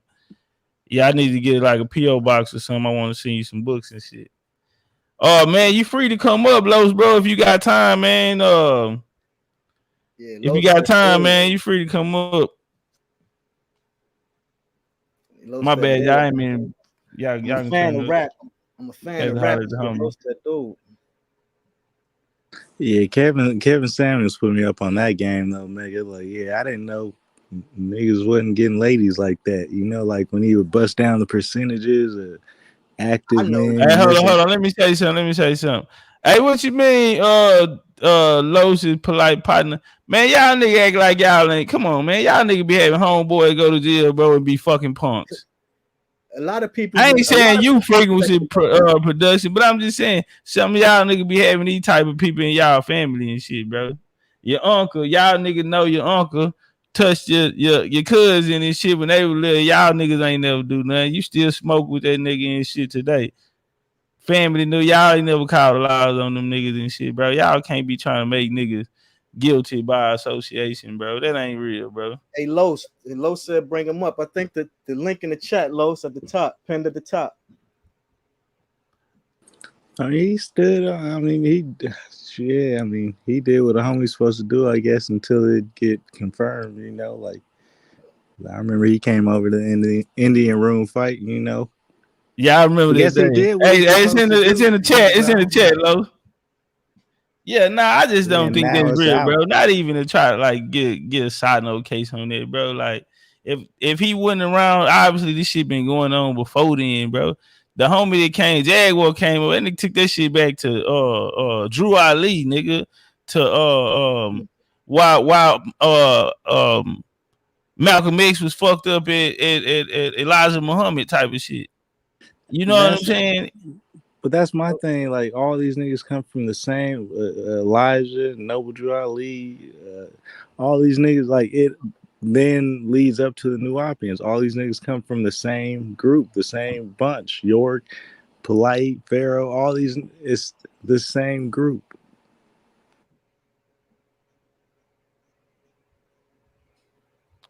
Yeah, nah, but I feel like that's a community. It's a community. It's a problem with a community, bro. And that's every right. They need to burn the God had to burn down Sodom and Gomorrah for that type of shit, bro. Like when is enough is enough, bro. Y'all got too many cases on you. I mean, if you can go back to goddamn the 1920s, nigga, that this shit been going on, bro. You can't point no finger at one person, bro. It's a community problem. So yeah, that's how we'll deal with it. Yeah, y'all jump on the like button. Where we at on the likes, man? Let's make the likes match the views, man. We got the homie King Los coming up, man. If y'all didn't know, man, me and Dan Calloway have a podcast dropping today at 1 p.m. Central Time. Okay. If y'all not subscribed to Dan Calloway podcast, not the main channel, but Dan Calloway podcast, and that's gonna air at 1 p.m. Central Time today. Check it out. If y'all want us to continue that, me and Dane doing those a weekly podcast on that, then y'all leave a comment in the comment section and let us know. You feel me? If y'all want us to keep it going. I know y'all need to already, bro. It's like y'all information is doing it brought more change than anything I've seen for real. Like as far as for the community, because like I said, I never felt that African stuff. I mean, don't get me wrong. Like, you know, when you hear about the things, Egypt and all the great things, this, that, and other, the way the pyramids were with being one type of rock on the outside, another time to make insulated wiring. Like, I thought, like, you know, of course we would want to be attached to that level of information and technology, like in that genius level. But I just never, like, and even if they say, even if we were, like, if they say all life started in Africa, if that's true that all life started in Africa, at what point, how many years do you got to be on another land to be indigenous? Like, you know, so like, so if all, Hey, hold on, let me say something. Hey, Mama Wise Hawk. I don't know if you like chunking the deuce up or if you was talking about the lame turtle game. Yeah, we don't fuck with old niggas who ain't got no car. We don't fuck with niggas in their 50s and ain't even got a car. We don't fuck with niggas in their 50s and they still live in the projects. We don't fuck with niggas who was Moors and today trying to play Indian. Nah, we don't do that. Yeah, them niggas can take that. Niggas that look like white boys who family out here enslaving people. Got over 300 slaves in Barbados. We don't fuck with niggas like that. They lie Moors. Remember that nigga out there screaming, they lie Moors, and Reggie debunked his ass live and say, nigga, show me where it say Moors in that book at. We all Moors. Now nigga out here playing big Indian, looking like a white boy, looking up to natives. Man, we got the legend King Los in the building, man. Turn up one time. Yo, what up? Can y'all hear me? Yeah, we. Hey, what's up, man? Big Indian energy, man. What's up with it? In a real way, turn up. Yeah, I'm gonna come over there, man. Or I hit you up on IG or something. Get a PO from you. Hey, Top. A lot of niggas don't really know shit about me, bro. You know what I'm saying? I get it though. People have a very limited perspective because people believe in Instagram. People believe in social media. So in social media, a person will take their best pictures throughout a week. You'll never get to see when they got a nappy head. You'll never get to see when they got a snotty nose. So motherfucker think, oh, that motherfucker always got to shape up.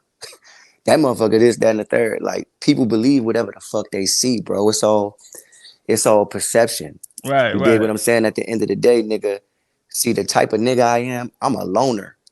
You feel me? Because of the type of nigga I am, I'm a loner. You dig? And I've been on my, like, I like being alone type shit because, like, I'm always in a state of thinking, moving, and elevating. And, like, a lot of times you'll see me fussing with 10,000 motherfuckers because of the way I think. I don't think like niggas. I don't move like niggas. I don't move with niggas. So just because you seen something or something, somebody used to do this or used to do that, that don't mean shit about me. You know what I'm saying? I make elevations every day of my life, bro. You dig what I'm saying? Shit, I came from projects of Baltimore. You know what I'm saying? If you want to say anything about who you see me with or this, that shit, well, I done been with murderers, dope dealers, everything you can imagine in life. Everything. I'm from the trenches. So I know all kind of motherfuckers. Then I moved out to Hollywood and met more motherfuckers, but nobody ever persuaded me, you know what I'm saying, to think, be, or act like them, unless it was things I learned from somebody that was positive, like maybe how to have a better diet or how to tap into certain shit. And if that's the case, then all us guilty forever watching Sonetta TV. Right. Right? You know what I'm saying? Case. Then we all got it like that shit dumb. Because like I argued and Top know me and we didn't win at them. And we've been kind of on the other side as far as, yeah, we tapped into the community and this, that, and the third, but we have an opposing view that they can't seem to absorb or understand when it comes to this American Indian shit. You know what I'm saying? They don't know nothing about how we really move. So really, when you look at all that shit that was happening with all the weird shit or any type of way, it's usually some big Pan-African shit. Right. That's how it go down, because you never supposed to really trust people to give you your origin story and tell you that, like, you should worship them and this, that, and the third. That creates a hierarchy amongst men and amongst people's minds. That's why when the dude was saying, like, yo, whenever they would see Doc or whatever they were running, because it creates the persona of worship. It's no different from the Bible. It's no Like different from none religion, of that right, other stuff. right, right. It's the same stuff. So we've been teaching this stuff. So this, because they ain't not privy to hear us making our positions, or hear even me even know what type of shit I'm on. People gonna say what they say, but one thing for sure, two things for certain, people always just say what they say. You know what I'm saying? People say a lot of shit. People hear some shit and go run with it. Shit, 100 miles an hour. You dig what I'm saying? So, man, I could give a fuck about any of that, nigga. You know what I'm saying? I'm father. You know what I'm saying? We ain't playing no games. But at the end of the day, we been trying to get at them niggas about that, the whole Pan-African shit and everything they promote. Niggas like Umar, all them niggas, they don't want no smoke. You know what I'm saying? They don't want no smoke. They don't want to debate Jabari, all them. All that shit look weird to me, if you ask me. We we in the works of putting on a big event for as me and Dane Calloway was gonna debate them, but it was gonna be a live event though. We were looking at Atlanta for the venue spot. Hey Ty, hold on. This nigga saying, have you ever been in the studio with Polight? Have you ever been in your house? Hell yeah. My kids been playing with his kids since they was babies. What you mean? Hey, can you tell the people how y'all met? How you met Polight? Yeah, it was through it was when I first started getting into the knowledge. I was watching Sign of the TV. I was watching what's that nigga name? Minister Inky. Remember that nigga? Right. I was watching Minister Inky. I was watching Polight battle the Hebrews. I was watching Sarai Suit Seti. All them cats. Yeah, I was just watching Sign of the TV. And then I started learning about Dr. Sabi, right? And I wanted to get more healthy. You know what I'm saying? So I met my boy B Dot, the battle rapper. B Dot, the battle rapper. He's a Pan-African guy. He's a real good guy. So don't y'all try to throw his Nah, name I in know no. B Dot. I'm familiar. Yeah. Yeah, B Dot a real good guy. Cause niggas ain't just gonna be throwing niggas names and shit just because they know a person or this, that, and the third. That's fucking ridiculous. But B Dot is a real good guy. He was he at the time knew him or whatever. And so he kind of had made the introduction. And he was making an introduction, and then I had tapped in because I was trying to get my diet and stuff in order. So like Polight actually the nigga who showed me how to go vegan and introduced me to Dr. Sabi. And when I got my first herbs and shit. So that was like my intro to like the whole conscious community. And back then I was studying Kemet, right? Because I had never knew nothing about Africa.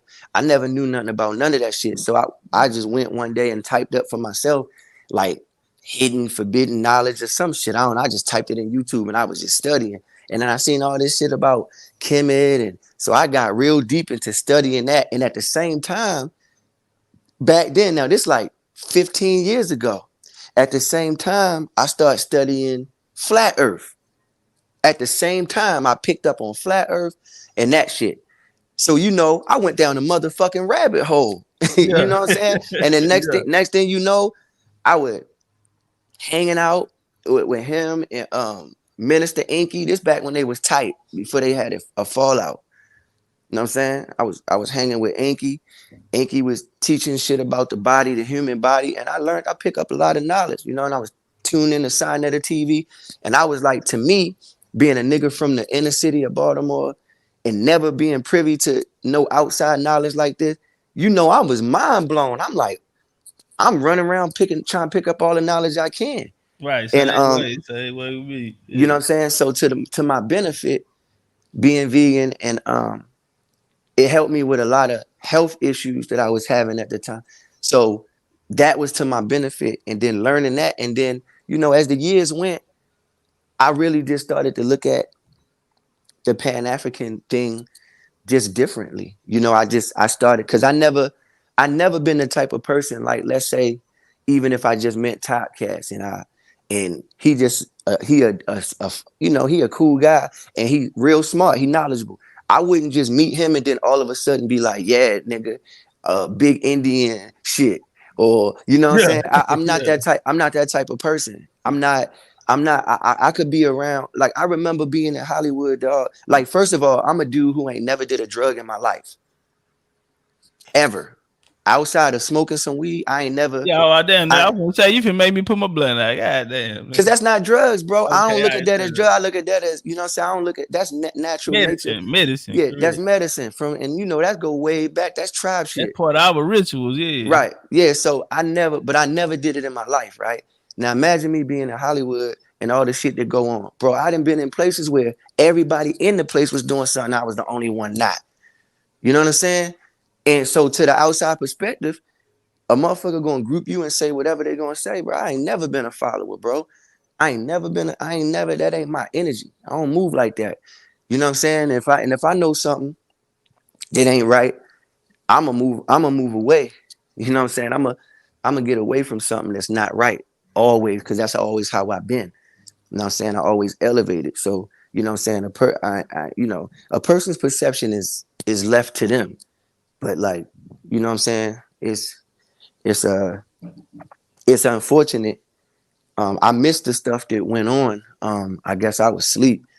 It was the trial or something, because I missed it was today was the plea, and okay, it was I a missed it. 17-year deal.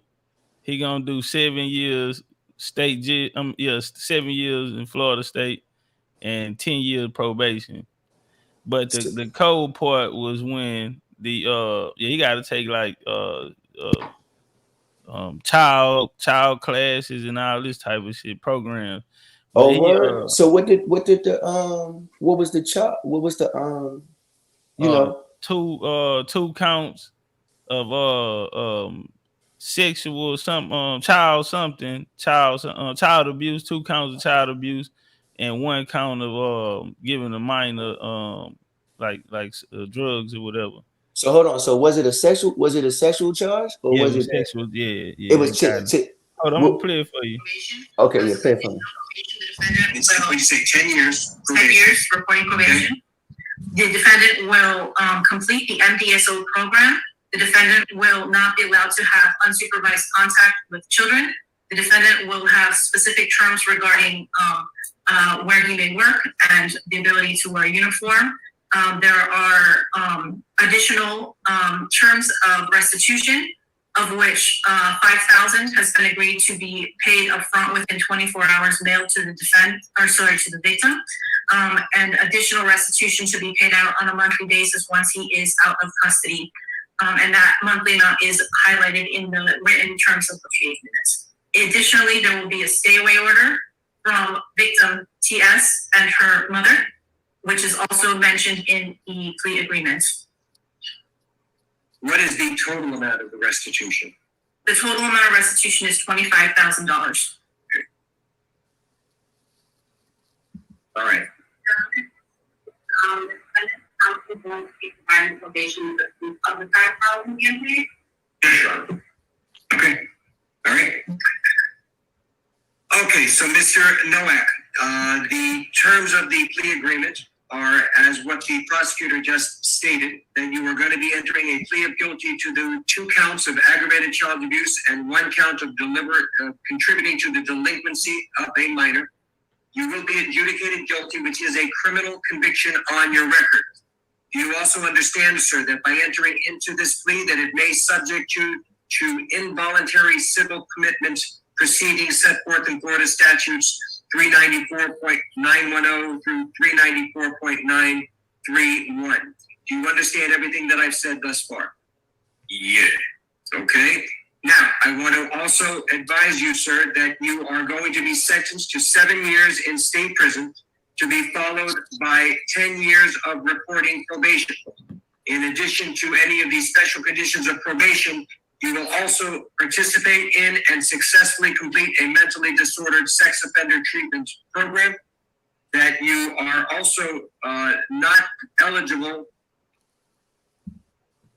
Okay, you may, according to the state, you may be eligible for early termination if all of the conditions of your probation have been completed, that you have had no violations of your probation, and that you have not been arrested for any other criminal offense. Is that correct?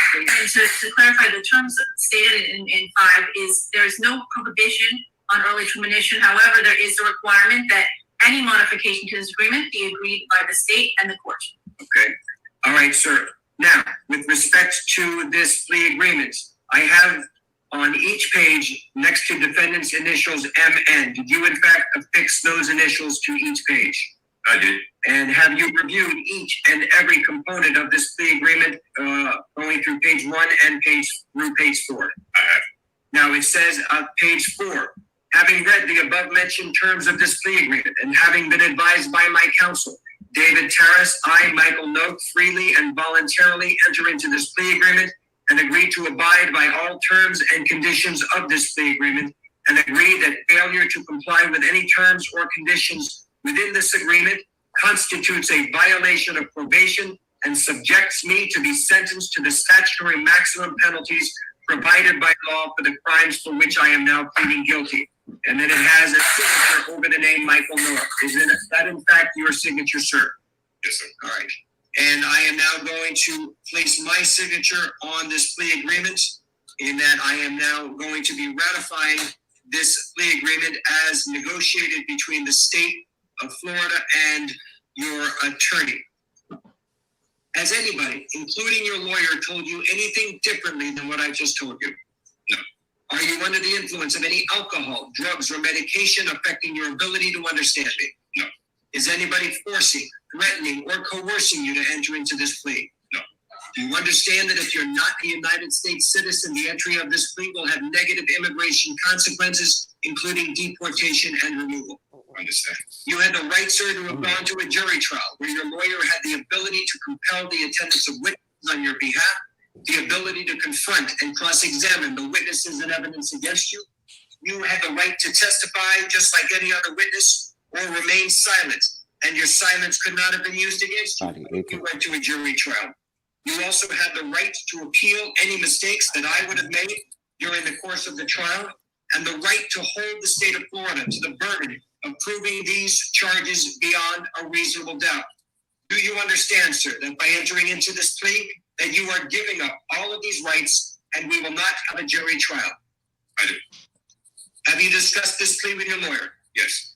Has he answered all of your questions? Absolutely. Are you satisfied with your lawyer's services and advice? Definitely. Did the state provide all the discovery in your possession to the defense? Yes. Did the defense review all of the discovery in your possession with your client? Yes, Your Honor. And do both sides know of any physical evidence containing DNA that would exonerate the defendant? No. There you are. And do both sides stipulate to a factual basis for this plea? Yes.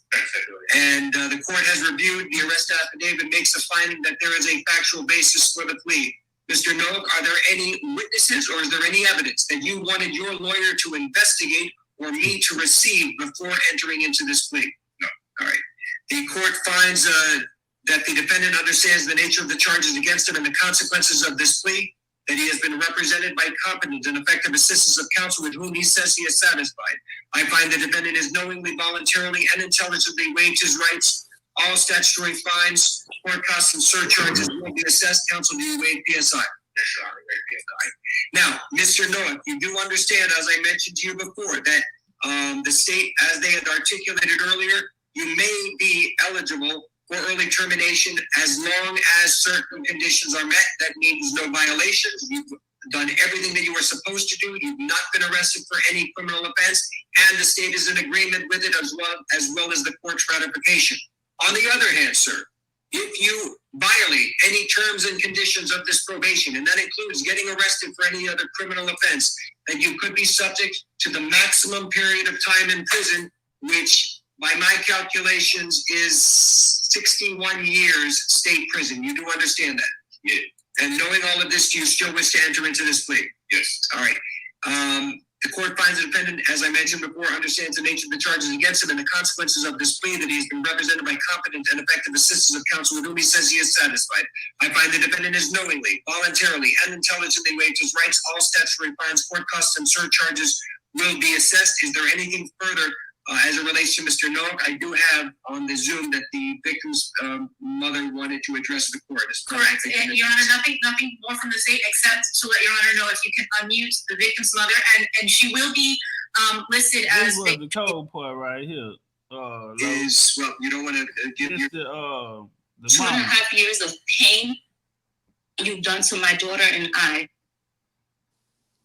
Michael Nowak, this is the first time I have spoken publicly about what you've done to my daughter and I. I have gracefully remained silent the last 2.5 years.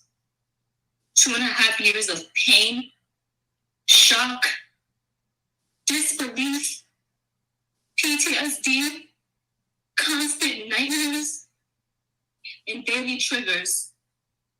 Trying to help my daughter heal when I'm not even healed myself.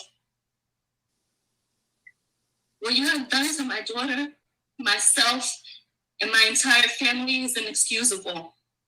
You hurt us all. You made me believe that you were such a great man and you could do no wrong. You made me fully trust you, and for that, my daughter trusted you too. But the truth is, you're a monster, a demon. The very first time that I allowed you to be alone with my daughter, the very first time you couldn't even help yourself, you told me you was gonna be right back. You were going downstairs. You were gonna grab food and take vacation pictures. You told me that you wanted to have a one-on-one talk with her about loving and respecting me as a great mother that I was and am. And I actually believed you. I believed that you were going to bring her right back. I thought you were going to have this trusting conversation with her that you promised me. Her and I both trusted you. For a grown man to violate a child who trusted him, you should be ashamed of yourself. You plotted on me and my little girl. The entire time you knew what you planned to do. Isolate, intoxicate, then violate my baby. Shame on you. I trusted you to bring her right back. You were supposed to bring her back the same way that you took her. Instead, you drugged her and took advantage of her. You sexually abused her. You forced alcohol down her throat. You then forced her to see things that no child should ever have to see. You forced her to feel things that no child should have to feel. You forced her to accept violence that no child should ever have to endure. You forced drugs in her that no human should ever even ingest. She's my child. My baby. How could you? How could you? You could have killed her with all the drugs that were found in her system. Damn. And you thought your master plan was mapped out perfectly, huh? You thought I'd be dumb enough to believe you over my child. And you thought that money would blind me. You thought I was going to be so blinded that I wouldn't notice when you returned her with bruises all over her body and her mouth busted, uncontrollably shaking. Absolutely not. And although you executed your plan and you got what you wanted those couple of hours, you actually failed. Because look where you're at right now. You have created a lifetime of trauma for my daughter and I. Before you, we never knew evil existed. You brought so much evil into our lives that early morning, and I'll never forget. I called you like 50 times and you wouldn't answer me. And I called her too, but you took her phone. You drugged my baby and you gave her no way to seek help. You left me no way to contact her or even know where she was. I get physically sick now whenever I'm away from my daughter because of you. Something as simple as her going to school, I'm in panic mode. Because I'm scared when she comes back, she's going to be hurt all over again. The constantly have flashbacks of that night. And what she lives with is not okay. She feels uncomfortable around people and will live with this forever, and this is not fair to her. She never deserved this. Shame on you for forcing evil on our youth. And you know, for a year, I questioned, how could you even do this to us? Her and I did nothing wrong to you. We trusted you. I moved across the country because I believed everything that you told me. But it was pure manipulation I see now. All you do is specialize in selling false dreams. How can you do this to an innocent child and mother who simply trusted you? We did nothing wrong. But you know what? I'm done breaking my head trying to question or figure out how you could do such a thing. It's so simple to me now. You're just a sick man. A man you can have a plethora of women, but you secretly prefer to have a child. And it's so clear now. I will never be able to fully trust another person doing the betrayal that you've shown me. And for that,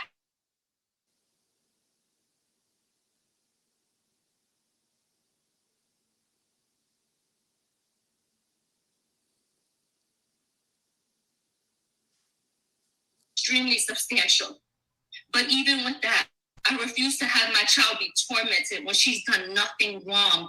All she holds is the truth. And I will say this, although you were so worried about being labeled a sex offender, you did us a huge favor by admitting to guilt, period. So for that, I thank you. I truly thank you. Yes, mitigation took place and I allowed it as long as it meant you going to prison and you getting true help. Because true help means no more victims. The fact that your only non-negotiable was to accept the sex crime shows exactly the type of man that you are. You know what you did in that hotel room. I know what you did, and my daughter knows what you did. DNA doesn't lie. There's no reason why your DNA should have been found on my baby. And yes, I satisfied your bogus request to not be labeled a sex offender, but it doesn't take away from who you truly are. I wasn't going to waste any time going back and forth with you over a label.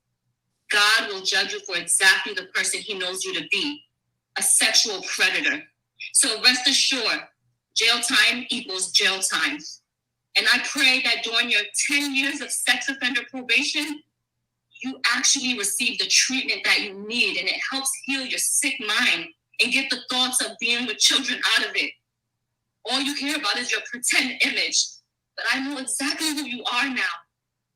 You want to be this public figure, but you want to do all your evil acts in secret. You're so self-centered. That's why the last time I saw you on February 27, 2021, you fought me. You tried to hold me hostage from taking my daughter to the hospital.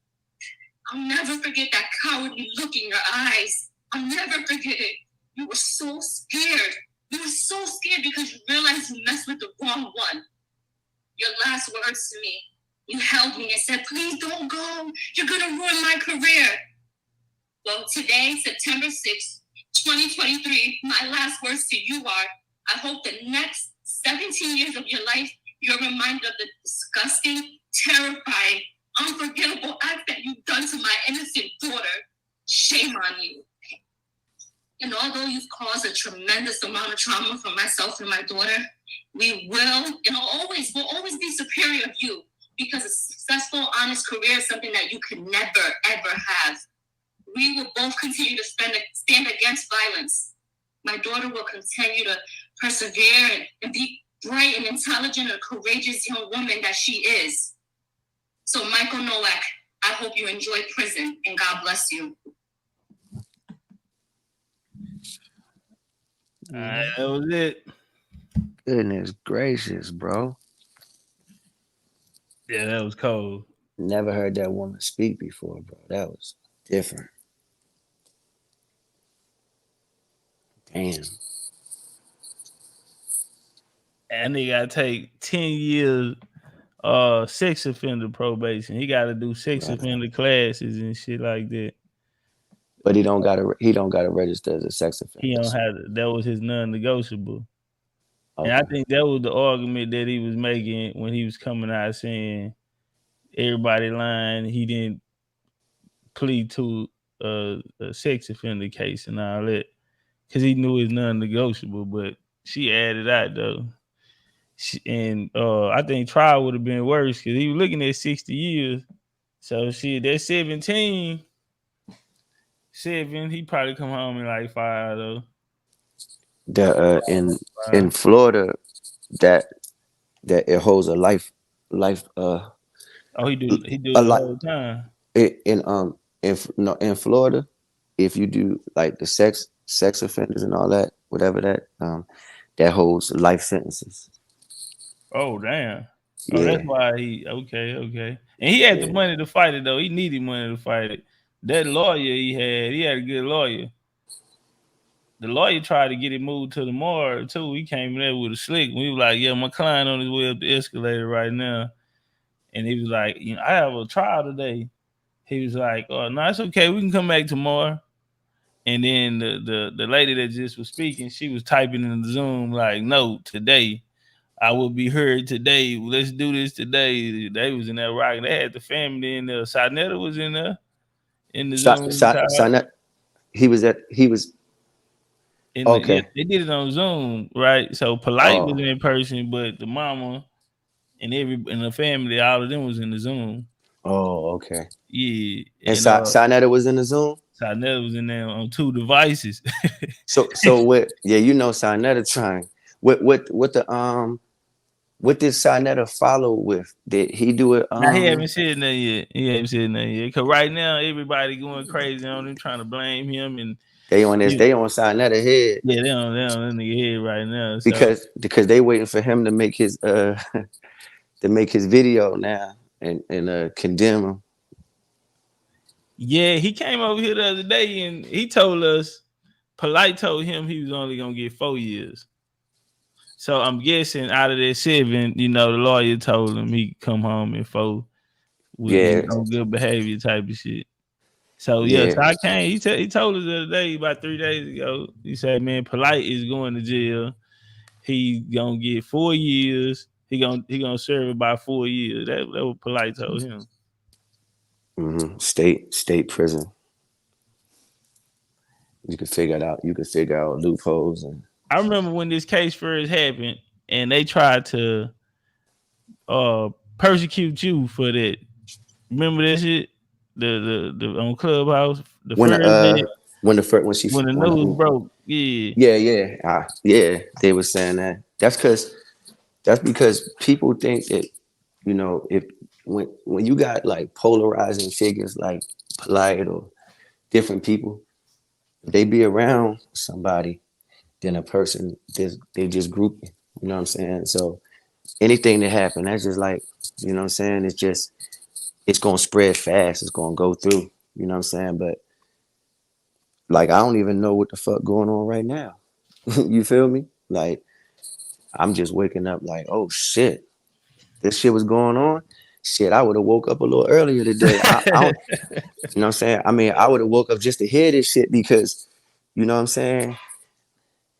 This shit crazy, boy. Now, see, for the people though, but watch this here though. For the people, most of these people, they don't know him. They never met him. Like you say, your babies know his babies since they was babies. Yeah, so, they Is it kind of like fucked up? Like damn, how can you go out like this? Or you know what I'm saying? Like what the fuck you was thinking? Polight. Yeah, like, it's all bad. Cause like the thing is with me, like I ain't never in my life seen nothing that would even you know what I'm saying, that would even portray any type of that action. So this whole shit for me is like, what? You know what I'm saying? Like even down to all the how it's going down right now with the jail. Like nigga, I'm just waking up like, oh, for real? Cause like I was led to believe just basically it was like some allegations, and you know what I'm saying? And at first, initially, that's how I was thinking. Like, right. Because I remember that you was like, man, I'm finna call him. Oh, we was on Clubhouse and they was all trying to, and you was like, I'm finna call him, see what the fuck Yeah, going I was on. trying to bring Like, him you in the can hear room. it in your voice, like that nigga really trying to see what's going on. So Yeah, he because I was so told you used to him something.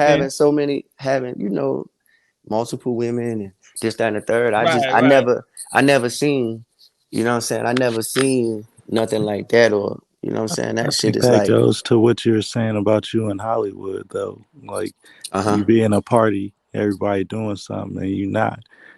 The predator, they watching for the weak one, and you know, one they could snatch up. Like he probably knew he couldn't do no shit like that around you just because Yeah. of how It, steadfast you were on you, it who you were. yeah, it been so many years. Like I don't even go to parties. I don't go out. I don't really go outside much. I go studio, Well, I'm just do what I saying for do. him No, to I for was you just to. saying Oh, I'm in no, agreement with you. I'm no. just saying, but even like that time, that's what was like my introduction to being in Hollywood or going this, that, and see this, that, and the third. And next, you know, I would distance myself because I never ever felt like I had to fit in with nothing. My talent was always my ability to rap, freestyle, and this, that, and the third. So I didn't need, you know what I'm saying? I didn't like, I'm not even in my record deal no more because there was just certain things I just didn't need to be a part of to be who I am. You know what I'm saying? So I was always that type of person. Like I was always looking for the next way to elevate this, that, and the third. And I spent a lot of time by myself.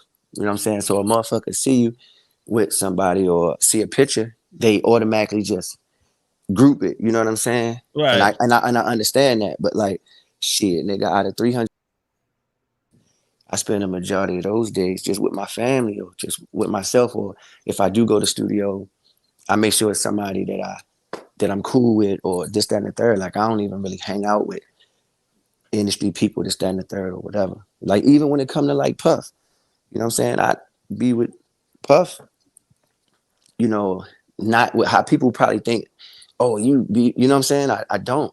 I be doing my own thing. You know what I'm saying? And that's why like I'm trying to build and put together what I'm putting together right now. And it takes the first thing I learned is that you can't be around a bunch of motherfuckers when you're trying to build your own shit. Right, right. Especially if they already got their own shit going on. You just become a shadow. You know what I'm saying? You become a shadow to people. So even like I had to distance myself to create my own, to find out where my own niche was and do that like that. You know what I'm saying? So in that you grow as a man, as a person. And then next thing you know, you ain't even on with somebody on, or you ain't even moving how somebody moving, or you moving in a, you know what I'm saying? And y'all hitting and missing. But ain't nobody else gonna really see that because, like I said, your journey be your journey.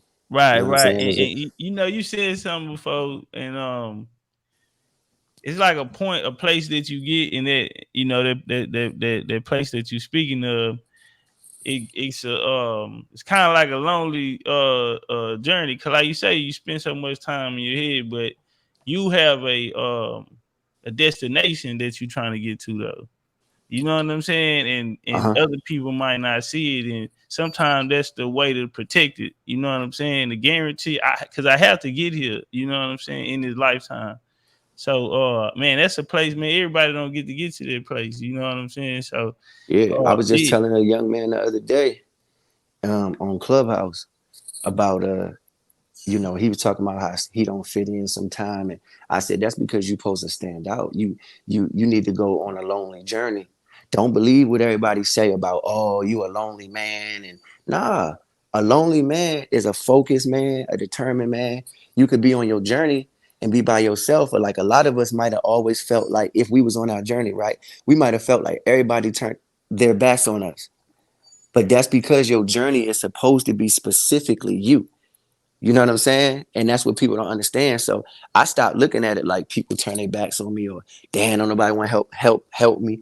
I right, looked at it like this is my time to learn how to help myself. And so from a distance, nobody sees that. Nobody knows that. You know what I'm saying? I've been on that for the last 7, 8 years. So I don't give a fuck who you seen me around or who you seen around me. Shit, nigga, I've been on a lonely man journey, walking my own walk, figuring out my own shit. Just like when I came into this Indian shit, it wasn't because I met you. right. You know what I'm saying? I came into it on my own accord, my own knowledge. reflecting back on my granddad telling us we Blackfoot and going back and doing a lineage of my whole family. You know what I'm saying? I could show you pictures of my granddaddy, great granddaddy. That wasn't nothing I found in y'all community, right. Yeah, we couldn't nobody else give that to you. I think that's the but power nobody even told me to do it. Like when I found out that y'all was doing it, that's when we kind of clicked up and was like, oh, you start coming around, like, yeah, you start giving me more knowledge about it. But like I said, I'm not a follower type. I stumbled on that on my own. And then we was able to build on what we knew. And you taught me more stuff. And my man James put me on a lot of different stuff about the trust and different things. And you know, I'm just on that type of journey. You know what I'm saying? Niggas don't know. I put out my first song in what, 5 years? You know, like a month ago. Talk to him about the GOAT. Which one? The GOAT tape? Right. Oh, well, that was a mixtape. I had a mixtape series called GOAT Tape. And the first one I put out, like 2017, 2018. And the last one I put out was like maybe 10 months ago. I put out GOAT Tape 2, where it's just like where I be going over other people's, you know, going over industry, rapping over industry beats, since people like that so much. People like my freestyles. But then I recently released a song called Do It For Me. You know, a song that represents how you got to do things for yourself. This very conversation we having right now. It's called Do It For Me. You know what I'm saying? I did that. In the video, I got just the people that be around me. You know what I'm saying? My girl, my son, couple of my homies, just people that be around me and people that's going to help and contribute. But I contribute to their lives as well. The song called Do It For Me. I shot a little video, did a little photo shoot all myself. Put that shit out like 3 weeks ago. Everything moving now. I'm about to put out my next joint. All independent, all me. You know what I'm saying? Just doing it. Like I said, just on that journey. Right on. You know what I'm saying? I got a song called Burn the Village. And when you look at the artwork, it's all, you know, American Indian tribe shit. You know what I'm saying? The whole shit is tribe shit. It's called Burn the Village. And the metaphor for burn the village just basically means sometimes you got to leave everything behind. Sometimes you got to burn the village to rebuild, you know, sometimes. And it's crazy that this is going on in the world right now that we in, because sometimes people want to save the community. Sometimes the community, sometimes the community gonna be destroyed and it's gonna burn to ashes. And you gotta, like you said, save yourself and save the ones you love. You know what I'm saying? You got to protect the ones you love, save the ones. So burn the village is a concept of just like, bro, you got to purge all this shit at some point. You know what I'm saying? And that's what I did with even how the Pan-African community, you know what I'm saying? Like before I met y'all and I was just going against all that shit. Niggas was saying certain shit, or I would study certain things. And I'm like, bruh, all this shit, some religious shit, bro. Y'all got to throw all this shit away. And I was texting Sarnetta, and Sarnetta ignored my text. He don't even want to respond to me because he got people on his show. I'm like, I want to debate that dude. I'm texting Sarnetta while they live. I see him look at his phone, then put his phone down. Don't even respond to me. You know what I'm saying? Just ignore me. Hey, look, speaking aside, look, he over there talking about that. I was expecting it. This is nothing new. Even those who I claim that was my brother, who I fought for, who are my friends. I already know how niggas are. When they heard me all summer long for 2 years in a row, I've stated my case. If Polight is found guilty, he deserved to be put in front of a firing squad. And need to be locked up in front of Dr. York. I've stated that, but as we can see, family, those of y'all who got intelligence, understand that's not with the narrative they trying to play. You have jealous niggas who are out there who would do anything just to get the top spot, just to get the people to try to throw me down, to big themselves up, to make it look like they are better than. You know what I'm saying? And I'm going to get more deeper into that as I get all my facts ready. You know, when I come, I get all my information. See, this the wrong way. This the wrong way to go about it. You know what I'm saying? This the wrong way to go. The way he going about it, he's making himself a victim. See, like shit like that, All you got to do is when you turn on your camera, when you turn on your phone or your device, all you got to do is say the shit that matter. If it's people out there talking about what they talking about, what that shit don't matter. That shit don't matter. See, he not saying the shit that matter, and that makes it look worse. You got to say the shit that matter. First thing you got to say is, man, I ain't with no type of pedophile, no time with none of that shit. That you state your claim off the top, man. That shit lame. That's out. Right. We ain't none of that. Far as whatever else, man, y'all got it. And keep moving and keep building, or you feel guilty. You feel, you know what I'm saying? You feel something. You know what I'm saying? You feel something because you doing too much positioning yourself, and now you want to beef with everybody else, or you want to, because they going at your neck, but y'all been enemies. That's all it is. All it is. It's just coming out now. It's just coming out. See that conscious community? Let me tell you something about them. Them niggas been hating each other, bro. And so when you get all this friendly camaraderie or this friendly like battle, remember everything was a debate, everything was a battle. Let me tell you something. If one dude Hebrew Israelite and one dude Kemetic like Jabari and them, you think them niggas really like each other? Right. They don't like each other, bro. Especially if you get the one up on this guy, or you know what I'm saying? They don't like each other for real. So when something happened or something go down, oh yeah, it's feeding time. So Sai finna get his because niggas didn't like Sai. Niggas had to use his platform to come up because he had to come up spot. And because he was want to monetize and make the money, he would invite the enemy on his platform. He would invite the people that don't like him. So now he reaping what he sowed on just that. And now it's all this and all that. But they been messy, bro. Like it is what it is, man. Hey, Los, you got to just stand on what you standing on. Yo, yeah. I want to add something to that, Los. And you know something, this is just being real as a man, yo. Because I've even done this in my life. If I introduce one of my homies to another homie, and then this homie, like, and this is hypothetical, but this homie robs the other homie. Right. I also gotta apologize to that man because I gotta take accountability for the introduction, man. That's it. That's what size one. He gotta say, look, like you said, I ain't with none of that. And look, and I gotta apologize to y'all because I brought him to this community. Yo, if you don't stand on it like that, bro, you fraud. Yeah, that's it. That's all. That's it. That's all. But that's what I'm telling you.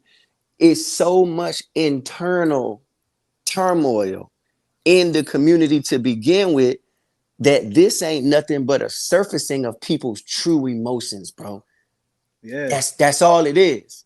You dig what I'm saying? Because if you got to explain yourself to another man, that man ain't really for you anyway. He already showing you, okay, I'm against you in this way. He ain't say, hey man, stop. Hey man, talk about that shit, bro. What's up, bro? What's going on, bro? It ain't that. You know what I'm saying? Where nigga like, yo, I need some answers, bro. What's up? It ain't that. It's, oh, now see, told you. So when he's trying to position himself back, it just look weak. It's like, bro, you don't have to play that game if that's the case, but it's so much turmoil.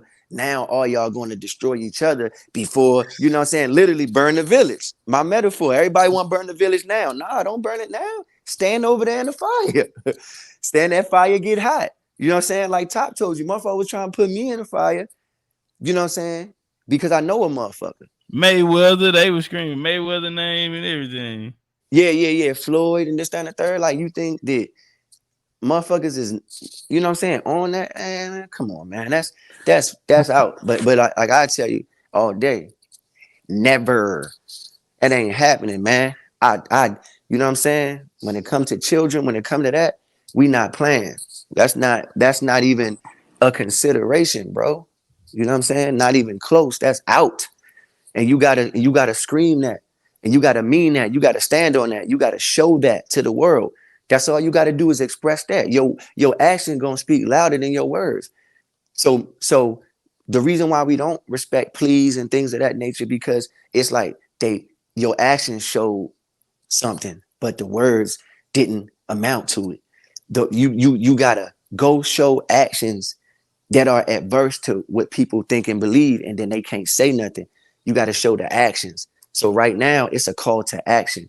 All the talking, all the chatter, that's gonna happen. But what's your actions gonna be? How are you going to move? What type of man are you? Yep. You know what I'm saying? What type of man are you gonna stand on principle for real? You know what I'm saying? Or you gonna sit around and banter and go back and forth on the internet with a bunch of people that just can't wait to destroy each other, bro. Like they destructive, man. That ain't like they wake up in destruction every day. Right. We don't wake up in destruction. We wake up talking about how we building. What's the next thing we could do? How to help the next man. You know what I'm saying? They wake up every day how to destroy each other. All they want to do is debate and battle and da da da da da, and they call it a community. How is it a community if everybody in the Everybody community, hate each other. everybody Yeah. hate each other? That's not a real community, bro.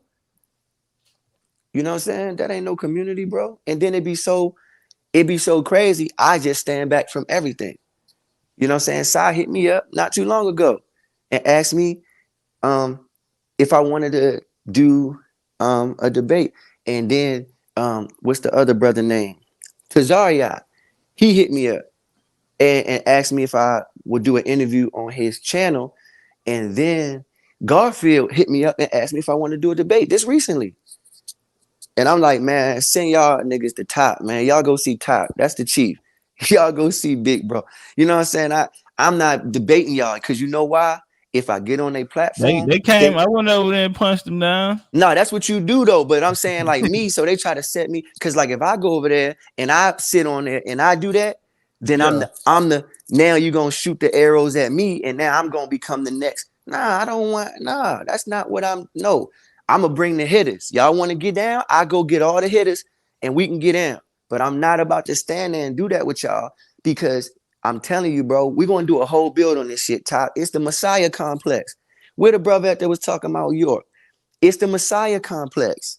He up here. He said he Yeah. did a track with Think Maker. Yeah. Who? Yeah, that was me that was talking about York. I had a brother that went out there, you know what I'm saying, to the land. And he told him when he came back, he told me what it was. It's the Messiah complex, bro. Yeah. So in the Messiah complex, right? What people do is you get a bunch of insecure people and then they put their faith into one man. It's the Messiah complex. It's how you create religions. It's how you create, spiritual hierarchies, right? It's the same thing. It's the Egyptian pharaohs being worshipped and this, that, and the third. And then you look at these guys, right? Look at them. What happens? They get this big rise and then everybody worship them, right? Yeah. And so in that worship, you know what I'm saying? You mesmerized by these people, right?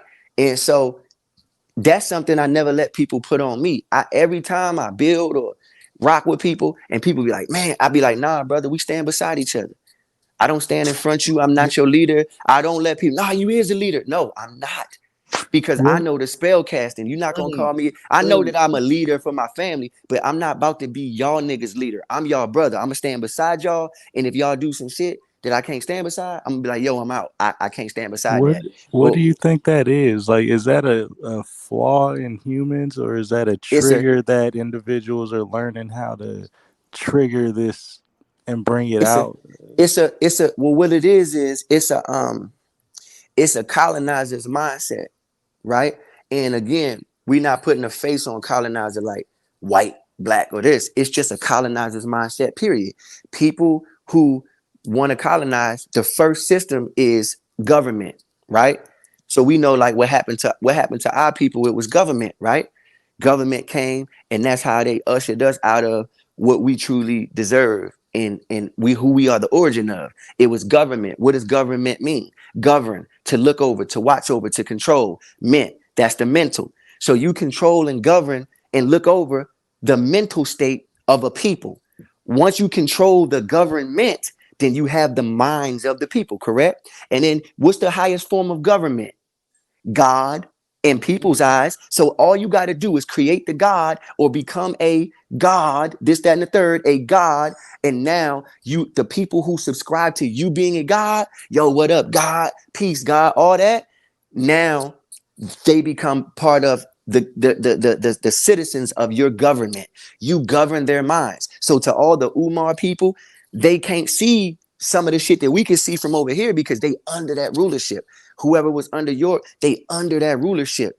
And it's a truly, like if you look at the Egypt, I always look at the Egyptian model. That's why they follow that. That's why they say that was the height of, and I'm doing air quotes, civilization, because that was the height of control. That was the height of controlling people. You create these monumental, these anomalous structures, and then you say it's the gods, and then you put people in them to be worshipped, and you got to worship these people. And who's the rest of the people? The rest of the people is the peasants then. And now you the God, and everybody worship you. So it's a mindset that it really originates from a family structure, and you take the family structure and you manipulate it, because the father would be like what?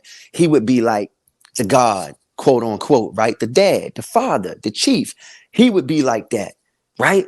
And then, but his intention would be for what? His son to supersede him. You get what I'm saying? A chief's intention is for his son to supersede him, to be greater than him. These people's intentions is for everybody to think that they're going to be next to the God, but never, ever elevate. And in the midst of that, you deplete the people of all their resources. So you'll see these people giving offerings to the God. It's nothing but a religious model, bro. I've been telling people this shit, bro. Talking, bro. You get what I'm saying? I've been telling people that, and people keep trying to put me in that. Nah, bro, I'm telling you, bro, you a leader. Stop it, bro. You are a leader. I'm just here. Like, even if I'm saying this right now and you feel like I'm saying some real shit, this how you got to look at this. Let's say you 32, 33 years old. Some of y'all older, some of y'all younger. Look at everything you did in your life to this day to get to this moment where you even online or on this panel or in the audience right now. You put yourself in this position. If you would have did one thing different, you wouldn't be at right here right now, right? So if I'm saying this in this moment and you hear it, I ain't even doing this. You still doing that for you. But people don't understand. Stop putting people on pedestals, dude. Everything that you have right now, you acquired it, bro. If you'd have made one different choice, you may not even be alive. So you got to give yourself that reverence. Stop giving it to other people. Just like I said, if Polight showed me how to go vegan, or if I watch Dr. Sebi, you know what I'm saying? I'm going to be appreciative for the Jews. But at the end of the day, I know I'm a dude from Baltimore who we used to eat the worst chicken, fried steak, subs, mayonnaise. Yeah, we trying to kill ourselves, diabetes. So I'm going to take credit for that, because ain't nobody teach me. Ain't nobody say, no, I wanted it and I acquired it. So you got to be a man of your own merit, valor, statute, principle, and moral. You can't look at other niggas like they gods. I just don't see it. I don't see the next man being godly and all this. And I don't look at myself as no goddamn God. I look at myself as whoever I am. I'm just me. And everything I'm not that either. You could think it, but shit, that don't mean nothing. What you eat don't make me shit. And I keep moving and I keep pushing, because my actions is gonna speak louder than anything that somebody could say. And people could say a lot of shit, man. Trust me. But my actions is gonna prove that. And when I leave this place, the way my name gonna ring, it's gonna ring supreme in the way of I lived my life. And that's how people gonna see who you was. You know what I'm saying? And that's that and the third. And that's just it. Ain't no other nigga could be accountable for the life you live, so you can't be accountable for the life no other nigga live. That's fake. Now that's real. All that's fake, bro. Straight up. I could be around Top all day. When I die, I can't get the, oh, he was around Top. What that mean? That don't mean nothing. He did the scholarship in his way. He studied that. I don't get his, you know what I'm saying? It ain't horizontal gene transfer where I just morph into his power. Nah, I may get some light out of his circle, but that's just because he's that bright of a star. That's all. It don't give you nothing. It don't do you nothing. You got to do things for yourself, man. And stop following these dudes, bro. Stop following these motherfuckers, bro. Like, when people gonna realize, tribe up, man. Tribe up with the people who think like you, and stop being a follower of these guys who have such an esoteric position in life. Every time they come with that esoteric shit, I chop them down, bro. Come in my clubhouse room 1 or 2 times out the week. Every time niggas come with all this esoteric, yeah, you know, we made out of stardust and all that, I be like, nigga, how you know? You know what I'm saying? Like, how you know, bro? Like, what you mean because when you in the cosmos, yo, bro, get out the cosmos, you might figure some shit out. Get your feet back on the ground. We call it boots on the ground. You know what I'm saying? Y'all don't know nothing on the ground, but y'all know everything in the sky, huh? Knock it off, bro. Right. So that's why people might be confused from a distance because they don't know what it is because I don't run my mouth. I don't open my mouth and come say nothing so they won't know. You know what I'm saying? But I don't share the same views and perspectives as motherfuckers. You know what I'm saying? I'm a whole Blackfoot. Scalp your top off, boy. Nah, that's real. That's the difference between this game right here. I always like to say you can't cheat off another nigga paper. If you don't have the same mother and father, then you don't have the same story. So you have your own journey. This shit here is built for you to have to do the work, for you to have to take them steps on that journey. And it's fucked up. You might be the one that was called to do it for your time or your family line. You Hey, might Todd, not my have. little brother in prison right now to this day. My little brother, he 5 years younger than me, bro. He been in prison for like shit, probably like 12 years now, bro. He got like a 25 piece, bro. My little brother. He Damn. like you talking about we got a different daddy, right? So he a whole different type of individual. You know what I'm saying? And this my blood brother. And Right. we not nowhere near the same, like at all. You know what I'm saying? So it's like, you know what I'm saying? People gotta chill, man. People who think like that, they aren't people who are individuals themselves because a real individual, the first thing an individual would say, well, shit, I'm an individual. I know about 17 motherfuckers that ain't shit, but I ain't nothing like them. You know what I'm saying? You would automatically know, but if you can't see it because you somebody who are influenced around people. Hey, Top, you ever see nigga get around nigga and start laughing like them? Yeah. Talking like them, everything. Yeah, these the type of people. So you got to understand why wake up and argue with these type of people. You get around a motherfucker and they so influential over you and so impressionable on you, you start laughing like that nigga. You start trying to talk, walk like them. I know people to do it, right? So of course you looking at somebody else thinking, could they know this or they know? Did they like, man, knock it off, bro? You never been an individual, dude.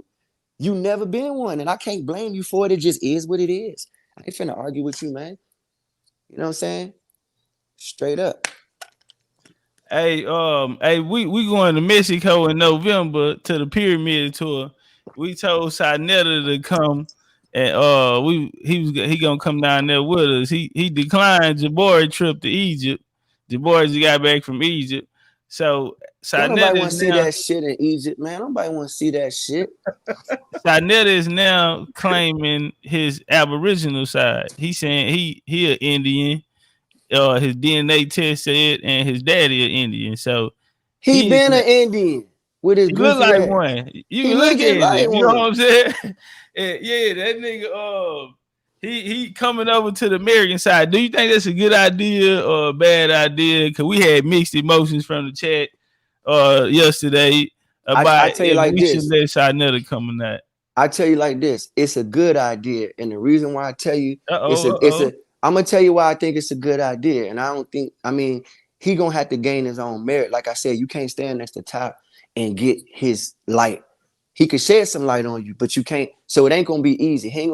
But this why I say we should, because I feel like that whole community misled so many people that motherfuckers need to come into the truth, bro. I don't think that we should. I think that we would be like the religious folk if we withhold the truth from certain people just because they certain people. Right. You know what I'm saying? Because then it's like, think about it. We casting people to hell then, in a sense. You know how they always talk heaven and hell and all that shit? Then that's like us saying, oh no, for your sins, Sinetta, go to hell. Just scorch. Nah, nigga, come sit. Yeah, come sit at the feet of and learn something. Because you have a community of people who for some reason look to you, believe in you, and they have seek knowledge in your capacity. So yeah, come learn this, come get the proper knowledge and say the right shit out your mouth. You might have some good fortune around you. You know what I'm saying? Your situation might change for speaking the right frequency. All that stuff over there ain't been the right frequencies, man. Look at the people that come out and look at who they turn into. You know what I'm saying? Look at them. Look at the individuals, the fame they got. When they got the fame, what happened? Or did it get lit for the people? Did you see a bunch of communities uprising? Did you see a bunch of centers and stuff being built and with no, No, you seen a bunch of people self-indulge, turning crazy. You know what I'm saying? That's all you seen. So how could that be what we need to be rooted in? That ain't what we doing over here. So Hey, hold on one time, Lo. Hey, shout out to Know the Liz, man. Shout out to the pills, man. Red pill and blue pill. That's the homie King Lowe's right there building. Shout out to Red Pill, Blue Pill. Oh, Red Pill, Blue Pill, the brothers. They Yeah. my brothers. They some more people that be kicking knowledge. You could tap in with the pills. You know what I'm saying? But you know what I'm saying? And I mean, you just gotta bust this shit down to, this shit go back to lineage. You know what I'm saying? It go back to lineage and heritage. You know what I'm saying? Do you know who your family is? Period. Do you know your lineage? You ain't gotta guess. You ain't gotta wonder. You ain't gotta be an adopted child of the spiritual world where you just, I just hope I belong to this. And they said I belong to that. Nah, I could show you, I could pull up pictures right now. I could never stop pulling. I got infinite sources of pictures. My grandmama and granddaddy had 16 kids. My mother is the baby of 16. You dig what I'm saying? Damn, that's that old law. Yeah, so my family, that's that, you know what I'm saying? That we deep like that. I put my great grandmama on here right now, straight Indian woman. Put my granddaddy, my grandma, everybody Indian. My granddaddy's side and my grandmama's side is both Indian. So you dig what I'm saying? It's like, you just got to know your family. It ain't that deep. You ain't got to believe in nothing, all these miles away. You look right at your family. I bet if you go to the you know oldest what he people, said, Los? He said, cause back in the game, Sai used to say he was scared to fly. So he ended up going out to Florida. He went to Arizona, and he say that shit turned him out. He went out there just to see how beautiful America is. Man, bro, check this out, bro. Coming out of Harlem. Check this out, bro. I'm gonna tell you right now, bro. I done been over the entire Americas, man. The entire Americas, bro. If you ain't traveled the Americas, you ain't went nowhere. You ain't did nothing. I don't care if you went to Spain. I don't care if you went to France, Paris. You went to Kemet. You went to that raggedy shit. I'm telling you right now, if you ain't traveled the Americas, you ain't seen shit. You want to get your mind blown? You want to have your jaw drop? Travel the Americas by foot. Don't even get on no plane.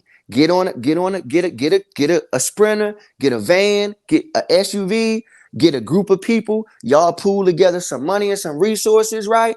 And go across the goddamn country, bro. Drive, just go all around the country. You're gonna blow your own damn mind. The Americas is breathtaking, bruh. It's breathtaking. And stop and touch the soil barefoot, touch the land. You know what I'm saying? You're gonna realize half of the Americas is uninhibited. Half of the Americas is non-populated. If y'all didn't know, half of it, so you gonna go to play, it ain't no people. You know how it is when it ain't no people? It's beautiful. Because ain't nothing been tampered. You can feel the energy. You know what I'm saying? You're gonna be like, damn, bro, we ain't seen nobody for miles and miles. And it's just beauty, bro. I took about 20 niggas from the inner city of Baltimore all over the country, bro, on tour with me. We did about 50 cities, bro. And I took and we went all over the Americas. And I had no idea what I was seeing. So I ain't gonna say it like I just bossed up and was like, I'm about to go explore the Americas and shit. I ain't gonna cap. It was by accident because we couldn't afford to take flights on tour. So we had to rent a little, you know what I'm saying? A little SUV Sprinter. I got my homeboy from the hood, you know what I'm saying?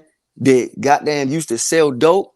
I got him to be the driver. I paid him to drive. He drove across the country. We seen the whole country, bro. It blew our minds, bro. We went all the way up in the mountains top.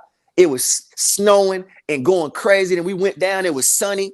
You know what I'm saying? Like, you got to experience this land. This land is beautiful. Ain't no land like this land, nothing bro. like America, man. Ain't nothing like it. And my wife from Africa. My wife was born in Ethiopia, Addis Ababa. You know what I'm saying? So ain't no hate to Africa. It's just, you got to know your land. You got to know, this is your land. This is your land. You know what I'm saying? This belong to us. See what I'm saying? You gotta go see this, bro. It's beautiful, man. So y'all heard it. Lo said it's a good idea to bring Sai down there, man. The homie Dane, he trying to come down there too. He said he trying to work it out so he can be able to make it as well. Down in Mexico? Yeah, man. We want you to come. Shit, I'm trying to go. I'm trying to go. I'm trying to. It's in November, man. I'm trying to put my schedule together. I'm trying to put my schedule together now, because that'll be some beautiful content too. Man, that'll be some beautiful content, man. We going to I'm with that. And you know they were debating over there the other day. And, we going to see the pyramids down there. Yeah, we're going to Chichen, man. We going to see the Temple of the Warriors, where they had the depictions of the Mayans on there, and they look like us. We gonna go see it up. I told Si I'm gonna take you to see it in person, because Jabbar and them was debating it over there. I'm like, Si, nigga, you coming with us? I'm gonna take you there and show it to you in person, nigga. Bro, don't nobody in Egypt look like us, bro. Why they? I don't really get that. I don't get how. All right, check this out. My wife from Africa, right? She from Ethiopia, right? Do you realize that people from Ethiopia, what's neighboring Ethiopia, right? Eritrea, right? Right. In that very short span of space, those two people don't even claim each other. You understand that, right? Right. And then when you go over, then you got Somalia, right? They don't claim the other people, right? Then let's say you go to Sudan, right? The Sudanese or Moroccan, none of them claim each other. So how the fuck is a bunch of American motherfuckers claiming Egypt, bro? It just don't make sense, bro. You can't, like, it doesn't make sense to put on all that Egyptian, because they came from the west coast of Africa. So why are they claiming Egypt anyway? It don't make sense, the whole story. I'm just saying, none of it makes sense. Story. If a person is in Africa, they only claim the country that they from, the country that they from, right? And when they come to America, guess what they don't call themselves? They don't call themselves African American. They don't. So how are we not only quote unquote African Americans, but the descendants of some Egyptians?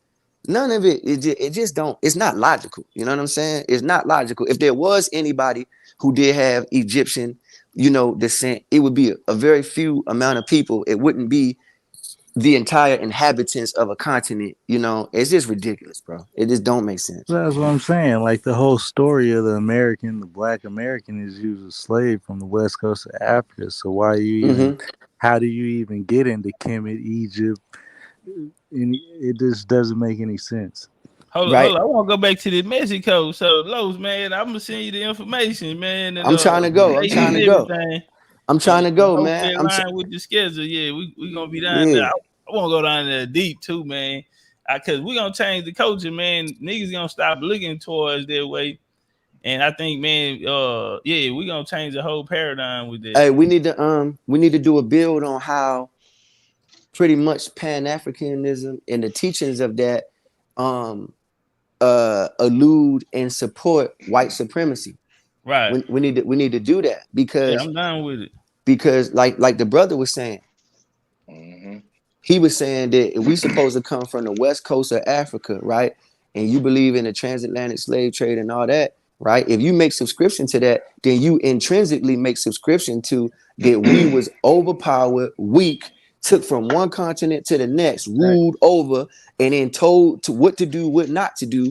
You know what I'm saying? Stripped identity stripped. So you telling me that pale motherfucker is that powerful? Exactly. That what you saying? And you want me to subscribe to that? Right. But you want to tell also in the same breath, you want to tell me we used to be kings and queens. Make up your mind. You got to pick one now. Which one? We was pharaohs, kings, queen, because pharaohs and kings and queen ain't even the same thing.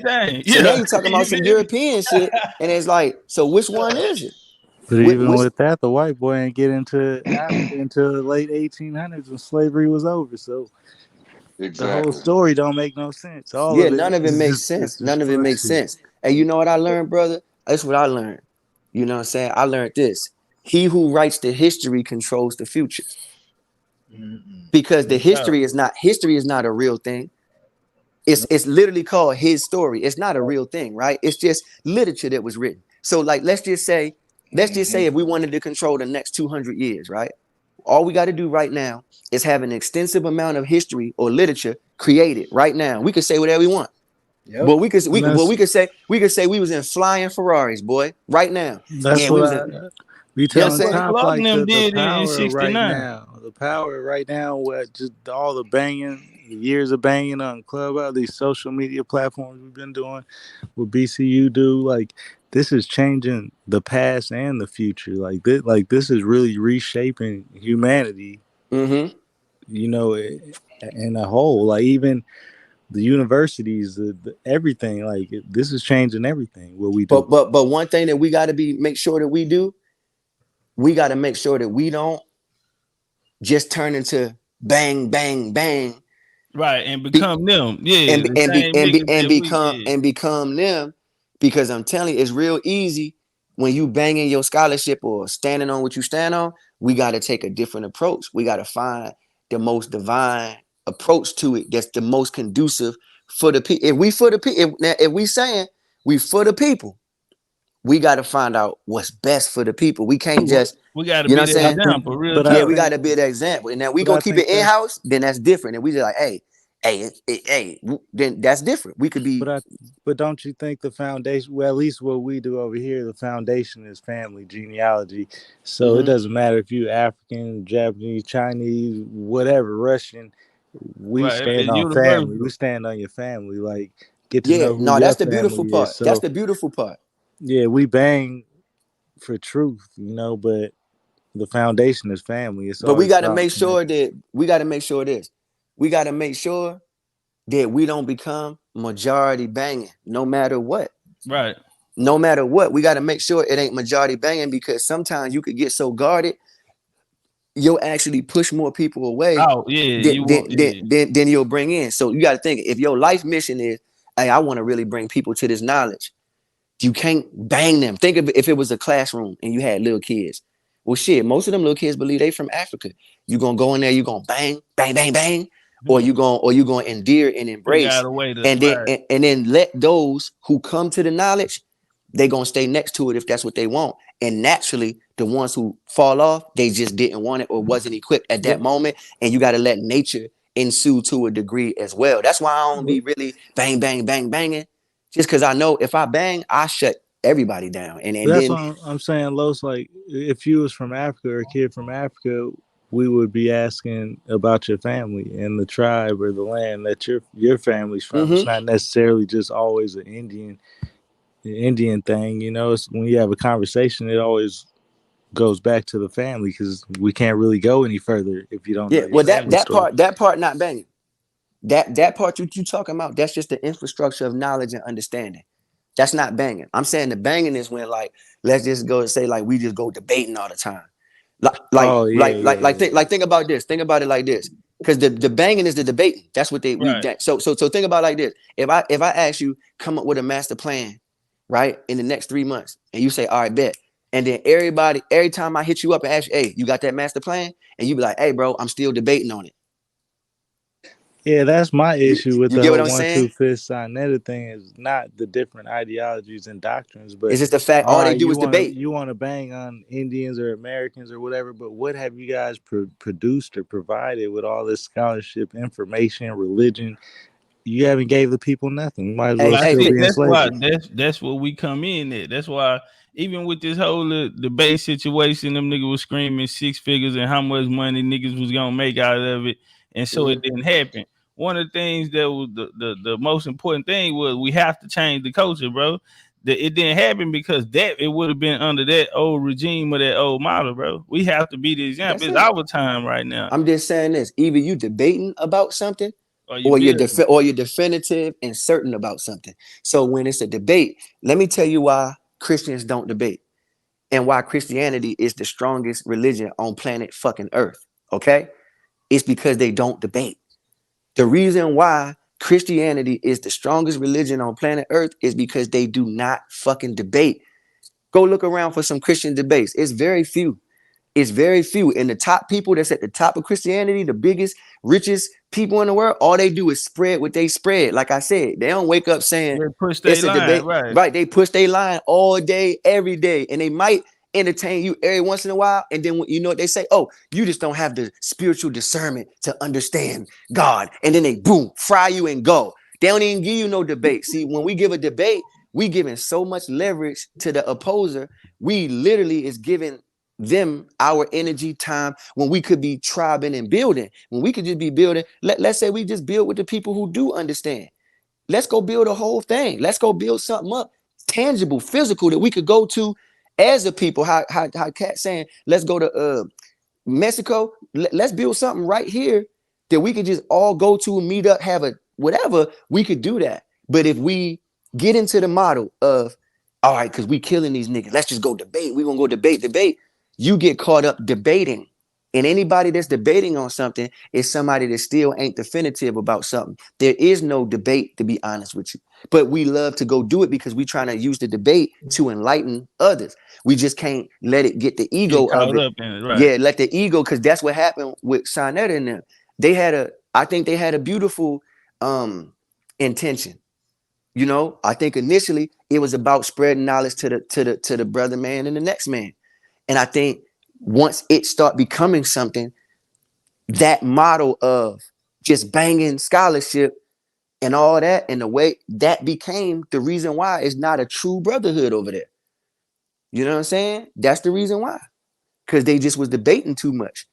All that debating for what? When all them brothers who are different, everything, guess what? They still could have built a temple together. Every last one of them brothers. And the Hebrew Israelites could have been the warriors of it. And the Kemetic could have been doing some type of science and whatever. They could have found a way to still make it a community. Together, right. You know what I'm saying? They didn't do that. Them brothers is at odds and ends. And so, you know what I'm saying? That's just something you got to watch out for as watching time and studying history. Okay. Because Sonetta got really big. He was probably the most prominent source of consciousness. 2015. He was humongous. Yeah. So you got to be careful in that, and just in that model, and make sure that like we spending time building something that at least we can have, even if the rest of the world don't ever subscribe. Because again, we can't have the Kumbaya complex or the Messiah complex. We can't be like, we just need everybody to be an Indian or everybody. No, it's cool. Right. Let's just build what we got. How many we got? 200-300 people over here. Cool. Let's go build. So we can build something right now. What y'all want to build? Y'all want to, you know what I'm saying? Purchase a park. Y'all want to do something. We have something. You know what I'm saying? Like we could do that instead of focusing on other shit. Trust me. Hey, what Prime tell them? Dion tell the locker room at halftime. That nigga say, if you don't see right now that everything we need is right here in this locker room. You feel me? Y'all ain't believe at first, but yeah, he say, man, touch the next man on side of it. He say, I believe, bro. Look at Prime, man. Big we already Indian. have it. You can look at his face. Indians over there. Yeah, them look Indians at his right face, there. man. And look them at his boys, face. yeah, kids, Indians. Hey, know the lid say, let's start a conscious battle rap league and monetize against y'all got and monetize y'all got towards each other. The debates are non-effective if it has no structure. Hey, know the ledge. If you could jump on the panel, the link at the top, family, if you got time, you can jump on the panel, come build with us. Yeah, I'm gonna tell you right now, I'm not spending my time debating and doing a whole bunch of shit because it's just so much life to see. It's so much things to go do. Like we shouldn't be debating the majority of the year and then going to see Mexico one time out the year. You know what I'm saying? We should be going everywhere the whole year and debate once at the end of the year. Yeah. You know what I'm saying? Like go gather all the knowledge and resources from everywhere, collect that, then at the end do a big debate. Wow, nigga, look at all this we done seen. That make more sense. It didn't make more sense, bro. I'm telling you. Hey, look, check it out. In 1 year, Los, we did 10 group tours. Man, It started out, man. We didn't know what to expect or how it was gonna go or nothing. Man, I'm going everywhere with y'all, bro. I'm taking my son. We done been to the Serpent Mounds. We done been to all of these, man. We've been to Sheha, the highest elevation, all the indigenous places that was here. Man, we touched them boots on the ground. And how many slides you got in your lectures? We did it in a year. The same year though, you got what, 600, 700? Man, my last lecture was 740 slides. The one before that was 600. Three books. Hey, you Two for the kids, one for us.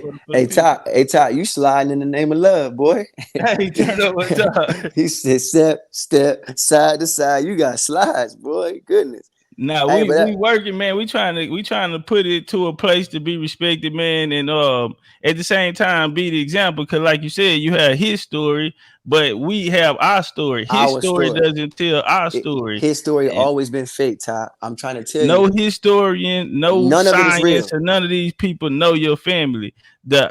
Can't no master teacher, nobody outside you take or connect you back to your roots. Everyone has to reset and go home. These doctrines were given to us to take us away outside of ourselves. And now that's why we always say genealogy is the highest form of spirituality, because you don't worship anything outside of yourself. You're going to Yeah. worship those that you come from. And you follow that journey, and it tells your story of how you got here, the things that your family been through, the contributions, and it attaches you back to that creator that you come from. It's the only way to do it, and that's the real knowledge of self right there. There you go, because everybody that came before you is inside you. Everybody that came before you is amalgam of everything that made you what you are today. On a genetic level, every person ever, your whole entire, let's say if it's 2 billion motherfuckers, they all came together to make you in this very moment. So that would be the real shit. Even then when people speak on ancestry, the way they make ancestors so motherfucking mystical, and they act like the ancestor, really it's the spirit inside of you. Like you might be the type of person that like to fight, or you might be aggressive. Like a lot of these dudes that box, right? Like look at Earl Spence. You know what I'm saying? You look at dudes like that. Why they got that in them? Go back through their lineage, go through their ancestry. The dudes that created them, that warrior spirit is in them. Now you might got another man, he don't got that aggression. He's more peaceful, he's more wise. Go look at him. Go look at his people. Go look at where he come from. You can't fake it. That's why I be telling people about when we study phenotypes and we study all this and we get into the science of this shit, it's irrefutable, bro. You know what I'm saying? There's nobody else on planet Earth that look like you. You know what I'm saying? Just like there's nobody else on planet Earth that look like an Ethiopian. Maybe Eritrean because they neighbor, they border right there, and some Somalis, right? But that's right in that small area, right? Outside of that, nobody else on planet Earth look like them people. You can spot them people anywhere you see them. But you look at yourself, me, or somebody else, and you think we descendants of something else that we don't even look nothing like. How? It don't make sense, bro. How many times you seen a nigga that look just like your cousin? You're like, boy, I thought you was my boy. You look just like my cousin. I was just hooping that nigga look just like my little brother. You know what I'm saying? I was looking at his face like, bro, it's scary how much you look like my little brother. But nobody takes into consideration the phenotypes of different tribal due to the regional, you know what I'm saying, effects that it has on our anatomy, our skull shape, jawline, our eyes, nose, the altitudes determine your nose and all that shit. Because your nose is what you use to breathe, right? And the different altitudes determine how much oxygen or how much trees capacitate that area. You see what I'm saying? So you can't ever have the same skull shape as another motherfucker that you don't come from that lineage. It can't exist. You know what I'm saying? Unless you deformed. Right. You know what I'm saying? So people just be looking past that. Like, how you look past that, bro? That's definitive. You just don't know that what you looking at is your own specific phenotype. That's all. Nobody understands that. They don't see when we see what we see, Top, they don't see yet because they haven't been given the knowledge to understand or to understand. Oh, damn, no wonder that nigga look just like my cousin. No wonder. It's because we don't look like that over there. We look like this right here. All these different shades of copper and these reddish tones. It's made here. You go over there, it's a darker type of dark. It's different. It's different. And everybody should be allowed to have who and what they are. So it ain't no knock to nobody else that we are what we are. You know what I'm saying? We just are what we are and they are what they are. They're beautiful too. But we've never got the reverence for being ourselves, then that's a disservice to us. Because then you wonder why so many little American, quote unquote, American, black, quote unquote, black people don't feel beautiful. Because look at all the stories of trauma and shit that you done fed them. And then look at all the ways that you've been made to angry at the world. They hate white people. They hate the world. They hate themselves. They hate what they see in the mirror. They hate their lips. They hate their nose. They hate their hair. They hate this. They hate that. Then it's, You know what I'm it's dark saying? skin, light skin, brown, and then everybody hating on each other, and then this shit Right. crazy. Hey, hold on, Because hold on. Let me bring the pills in, man. We got no ledge in the building. Peace, peace. Peace to the yeah, gods. What's good Salute. with yeah. you? Who that? That's the pill. Peace, Los. What up, man? Hey, what's up with my brother, man? Peace to the God. How you? Hey, man, I'm maintaining, brother. You know, it's some crazy times right now, brother. Man, talk about it, man. It's some real crazy times. First and foremost, I want to salute you, Top Cat. Also want to salute you too, King Los, you know, for all of the work that y'all been doing. I caught the tail end of that debate that you was in the other day. Even though that was a throwback, I was there for the updated version and whatnot. So yeah, Top Cat, keep applying pressure, keep standing on the facts, keep standing on genealogy, you know, and force this conversation, because unbeknownst to many people, this is an ongoing rivalry that has been going on in Harlem, which has filtered into the rest of the world, you know what I mean, globally now, about who we are, this identity crisis, the academia versus the people who are actually feet on the ground, foot on the ground, the bookworms versus the actual, you know, actual explorers. You know what I mean? The niggas that read about mountain climbing, and then you got people that's on top of the mountain. Those are two different experiences. So for the people that are out there in the field, who's standing on what it is, whose proof is just life, you know what I mean? Salute to everybody. Don't allow nobody to tell you who the fuck you are when your great Hey, now hold grandparents. on, Red. Say that boy again. You just said, Don't man. allow That proof is nobody life. to tell you who the fuck you are, because your great grandparents, your grandparents, and your people told you, right, who you were versus who you weren't. We Hey, can't get how you away from said the that. proof in life? How you hit that? Yeah, stand on that genealogy. You know what I'm saying? Stand on proof of life versus what people think, you know, subjectiveness and, you know, that bookworm shit. You know what I'm saying? People are trying to dictate who we are based off of what they read versus people coming along and telling you who they are, not off of what they read, but what's inside of their DNA, what's in their blood. What their great grandmother looked them in the eyes and told them who they were. You are from this land. You are indigenous to this land. You are not from anywhere else. You feel me? This post Alex Haley roots mentality that a lot of people have, it's you know, it's been challenged, but it's being challenged even more. So salute to that, because more people are waking up. More, it's going to be more beneficial to our ancestors, you know. And like Lo said, the ancestors are not outside of yourself. The ancestors are inside of you. It's your blood, it's your DNA, it's those millions of great grandparents that laid this shit down. You know what I mean? Every time that you procreate, they're here with us. So that's what I'm saying. Hey, pill. Yes, So sir. so you and your brother, right? First of all, shout out you and your brother. Appreciate You that. know y'all my dudes, right? And I be peeping y'all. Y'all real big on family, right? Yes. Real big. I see y'all with y'all families and stuff, and I see outings and doing different stuff. You know, I Yeah. see y'all You are working too. out and on the trees and this. And I see y'all right working out and with your families and got the young ones out there. Indeed. When it comes to how y'all was able to turn family into business, Yeah, right? right. I think this is a good thing for a lot of people trying to figure out how to get out of the system, right? Y'all brothers, I done seen y'all merchandise, I done seen y'all strategize, you know, and I done seen y'all take products and market products. I seen y'all use health as something to not only spread to the community, but to help feed your family, to create revenue streams, right? Like, Right. so you As a take it business model. as a business model, so it becomes not only a lifestyle, a regiment, or second nature, it becomes culture, right?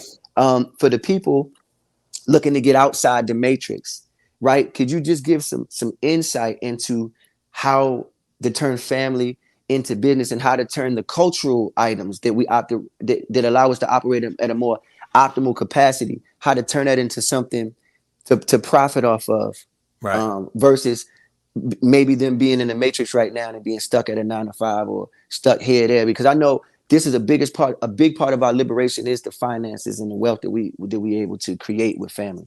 It has to be, because I'm gonna tell you this: when you make the complete shift from making somebody else wealthy, or making somebody else, or utilizing your sweat equity to bring somebody else's dreams into fruition, and then you're able to pivot that into taking your wife's dreams and bringing that into fruition, or your wife being able to make your dreams come into fruition by her sweat equity or her branding.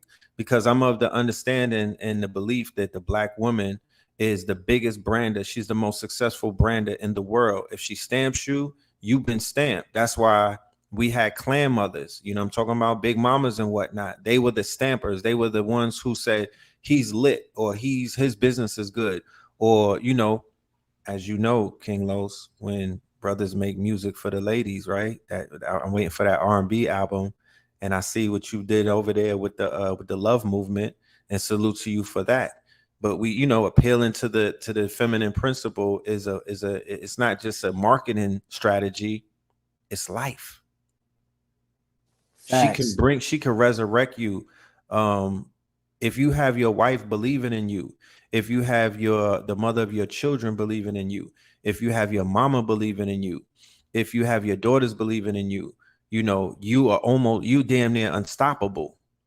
It starts there, right? Your prayer warriors, you know, that's mama in them. That's that feminine energy. Right. So I think, brothers, we could liberate our women, our wives, from the plantation, from the 9 to 5. And these days, it is more doable. This year, 2023, it's 100 times more doable than it was in 2022 because of the rise of technology. The rise of technology has opened up what we call abundance.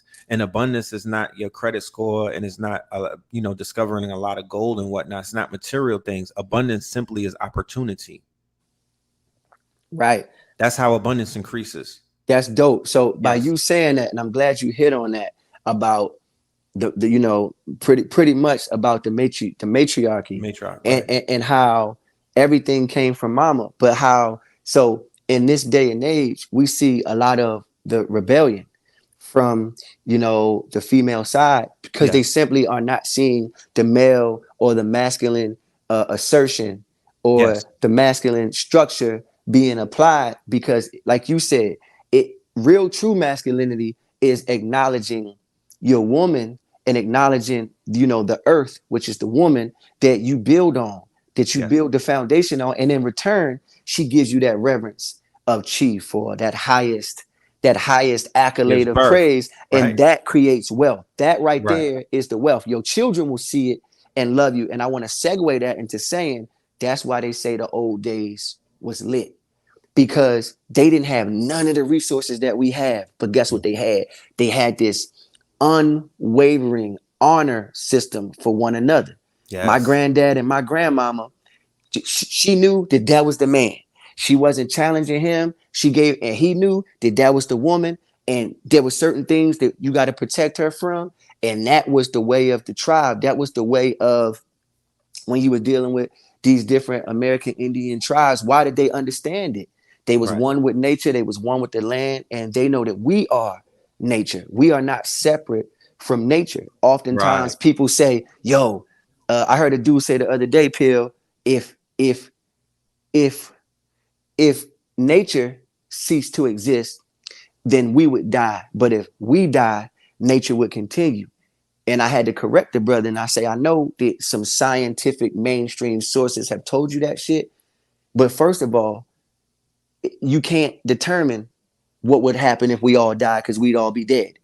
But I guarantee you that when you're dealing in the polarity of our existence, why are you separating nature from us? Why are you saying if nature dies, we die? We are Right. nature. We are nature. We are nature. So if What is he talking about? nature dies, then we die with it.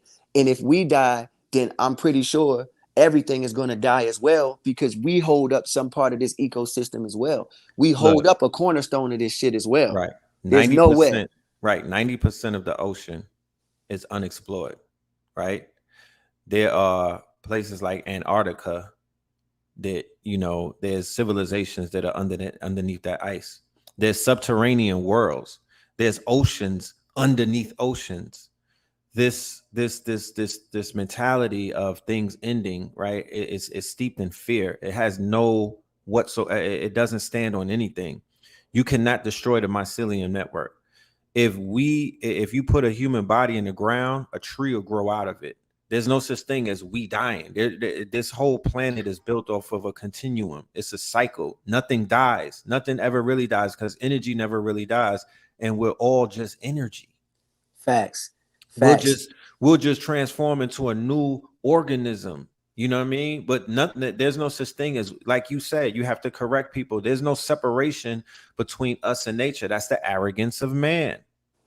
That's the arrogance of man. And going back to what you were saying earlier, yes, the tribes were functioning in what is known as harmony, a harmonic balance, homeostasis. They knew that things were working. So if it's not broke, you don't have to fix it. What we're suffering from these days is the fact that whatever this system that has been put together is not harmonious. It's not harmonious. It's not dealing with homeostasis. So there's an imbalance somewhere. So what we're striving to get back to is the balance. So we want to restore what has been taken off of its throne. So there could be some type of balance restored. So once again, it starts in a home.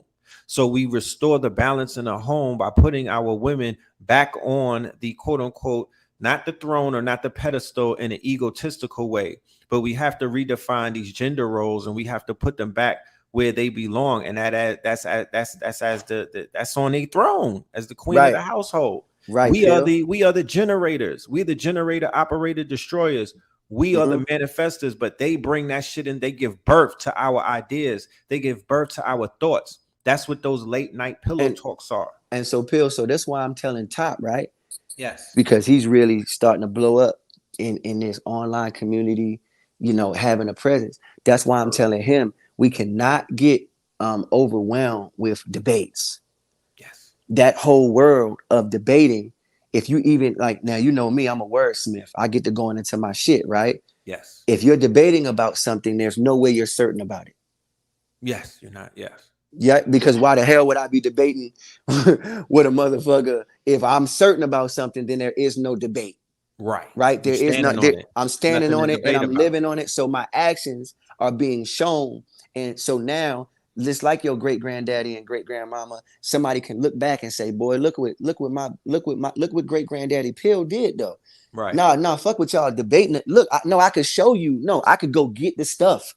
I take you to his land right now.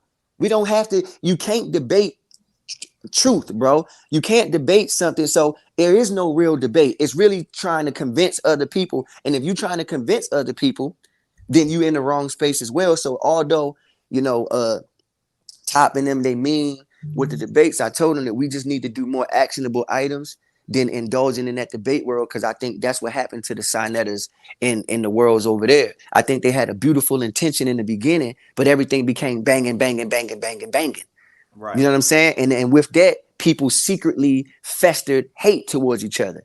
Oh, that dude got the best of me over there, or yeah, that. You know what I'm saying? So, you know what I mean? So it creates a disenfranchisement of the actual people. And if your mission statement is to bring people together into tribe or to understanding, then we got to do more building than debating. And that the debate shit for real is really trash. And that's why Christians don't debate. Right. It's dominance hierarchy.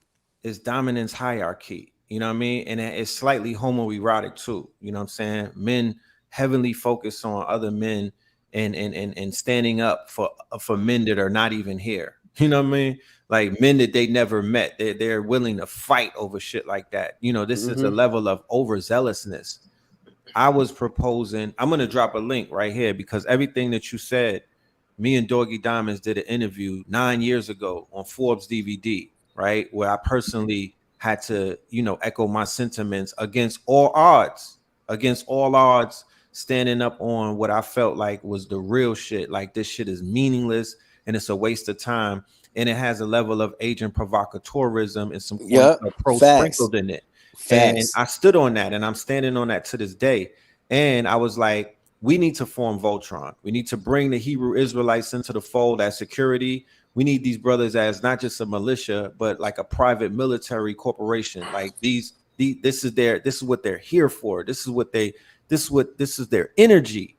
The Right. reason why things are not moving is because the energy and the people's roles are not being utilized for what it is. It's a waste of talent, a waste of time. People are fucking throwing away billions of dollars. And I'm not saying it as a capitalist. What I'm saying it is as this: we all are from a certain generation. I identify as the hip hop generation, and I represent the hip hop culture. We have a different type of mind state. When we came into this game, we changed his whole consciousness and turned it upside down on his head, because the old people, or the elders for that matter, they were different. They had a different frequency, a different set of values and things like that. It was just different, right? So when the youth came in, things got moved around a little bit. I was proposing that we start a conscious rap battle league. Why? I was also proposing that we start a UFC/MMA league. And I was also proposing that we do a quarterly roast session, because what I'm seeing online is a lot of contention is being built up because you got egomaniacs going after each other. And one day somebody's going to cross the line and it's going to get fucking physical. It's going to go that route. One of these trolls is going to get caught in the street lacking. Somebody's going to, bust them in the snot box, for better words. So I'm like, yo, all of that contention, we need to offset it somewhere. How do the keyboard warriors offset all of that anger that they got? All of these people that be fake outraged. What do they take it out on people weaker than them. Sometimes it turns domestic. Sometimes it turns into other things. Where do they ground all of that contention that they have for each other? So you got people online is getting to the point where they cursing each other. Why? It's just so negative. Get in the fucking octagon. Get that shit off. Get in the cage, huh? Get in the fucking cage. Then you got I gotta listen to all of these rap intros from these garbage ass conscious artists. Nigga, get on the stage on some URL shit. Let's really get to the bar. Hey, you know what I mean? Hey, man, look, check this out. Hey, Top.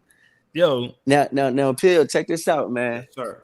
Check this out, man. So, in The Dark Knight, right? One of my favorite movies, right? Dark Knight. There's a quote, and it says, "You either die a hero, or you live long enough to see yourself become a villain." Right? Yes. Right? So, also there's Bane. Bane says, "Oh, the darkness. You think the darkness is your ally?" He said, "You adjusted to the darkness. I was born in it." Right? Right. So we them children of the darkness, right? We are. And we've been taught to fear that through religiosity, through do demonizing of true culture and stuff like that, right? So I've taken that position now because you said something. You said you're from the hip hop era, right? And if anybody understands what the brother means by the hip hop era, he's saying he's not from the rap era. He's from hip hop. What's the difference between hip hop and rap? Well, hip hop is a culture. Okay. Right. You know what I'm saying? And it stands on principle. And rap is just the ability to be able to rhyme over a beat. And we know that rap has also been industrialized. Hip hop can't be industrialized because its prerequisite to determine or to define it as hip hop wouldn't allow it to be industrialized, because then it wouldn't be determined hip hop once you put an industry behind it. Hip hop has always been the voice and the message of the people. It's always been ways and codes to liberate and to uplift whatever demise, whatever, just like, let's say Dr. Sebi came and brought us real true medicine. Right. He was right. hip hop. That was hip hop. Why? Because we were sick and he went and found the herbs, the trees, and the plants in nature to heal us. And that was hip hop. Right. That was us. When he talked, when he spoke, right? You heard hip hop. Dr. Sebi was rolling with Left Eye, Michael Jackson. He was on his shit. You feel me? You know what I'm saying? Yeah, he was hip hop. And that's from the Americas, right down in Honduras, Mexico. You know what I'm saying? Right down in there. And that's showing us that we got the healing herbs of the nation, right? The things that they predicate their Bible on, right? So this is all us, right? And so I got this record that I'm about to drop September the 15th, right? Yes. It's called Burn the Village. Yes. You know what I'm saying? And I know you, because you were, you know what I'm saying? Yeah, Y'all, the brothers of Pills do music as well. I know you know when I say burn the village, I know you know what I'm talking about. I already know. And because right now it's in a state of disarray, we are seeing things. We need to recalibrate, we need to refocus, restructure, rebalance. People don't understand that when we go on the spiritual journeys, sometimes we got to burn everything we ever knew. Sometimes we got to erase. Don't even carry that shit. But I built this for fuck it. Right. Put it down, burn it, bro. You dig Right. what I'm saying? And let's start. So when you said these intros from these weak, and what they telling you, the information is telling you to do destructive things, self-destructive things. Right. Because destruction is not bad if you're destroying the thing that destroys you. That's right. But when you're doing self-destructive thing, hey Top, if you don't mind, can I just play the intro? Yeah. Turn up. We want to hear that shit. Turn up. I just want to. This is a world exclusive. This is a This come out the 15th. It's called Burn the Village, and no one has heard this. No one. This is it. But the pill just brought it out me, and then I just start thinking when he hey, y'all, get some flames in the chat, man. Get some flames in the chat. This is an exclusive right here, man. Hey, real American genius right here, man. Get some flames in the chat. Hey, look, check this out. We doing flames and feathers, man. It's Burn the Village. The symbology that I'm using is flames and feathers, and the artwork is, of course, all the indigenous symbols and people of our people, and it's just representing that because we haven't truly done it a true service yet. So I'm gonna play a little piece of it, and if y'all tell me keep going, man, I'm gonna keep going, man. But I'm gonna play a little piece of it, man. I'm gonna let Pill and Top and the brothers, I'm gonna let y'all tell me and the queens out there, tell me what y'all think. Sir. All right, I'm gonna play a little piece of this. I don't know how the audio gonna come across, but we'll see. We'll see. This is Burn the Village, world exclusive. Only for my brother Top, man.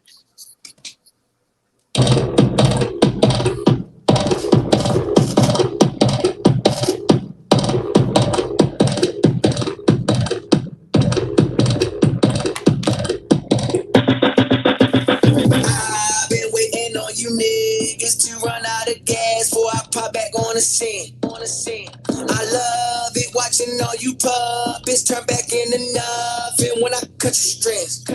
These niggas heartless left me in the darkness, stuck me with the losses, said motherfuck my dreams. Now they gon' really learn. I'm laughing while the village burn. Trying to be a hero turned me to an evil king. I watch my ops eat. Niggas know I got that dope to make the block tweet. Ooh, your funeral gon' be lit, bitch. I need box seats. Still on my way to grab that pack. I just took side streets. Then the tide streets. Get your girlfriend from beside me. Make the pussy dribble like it's Kyrie. Breathe in and out like it's Tachi. Let that nigga cook like hibachi. Nigga watch me. Nigga watch. You know what I'm saying? hey, hold up, though, Los. You did say if we tell you to keep going, you gonna keep going. So, man, can you keep going, man? Goddamn, we were going in, man. Cooking like hibachi. Got a nigga bitch dribbling like Kyrie. Nigga,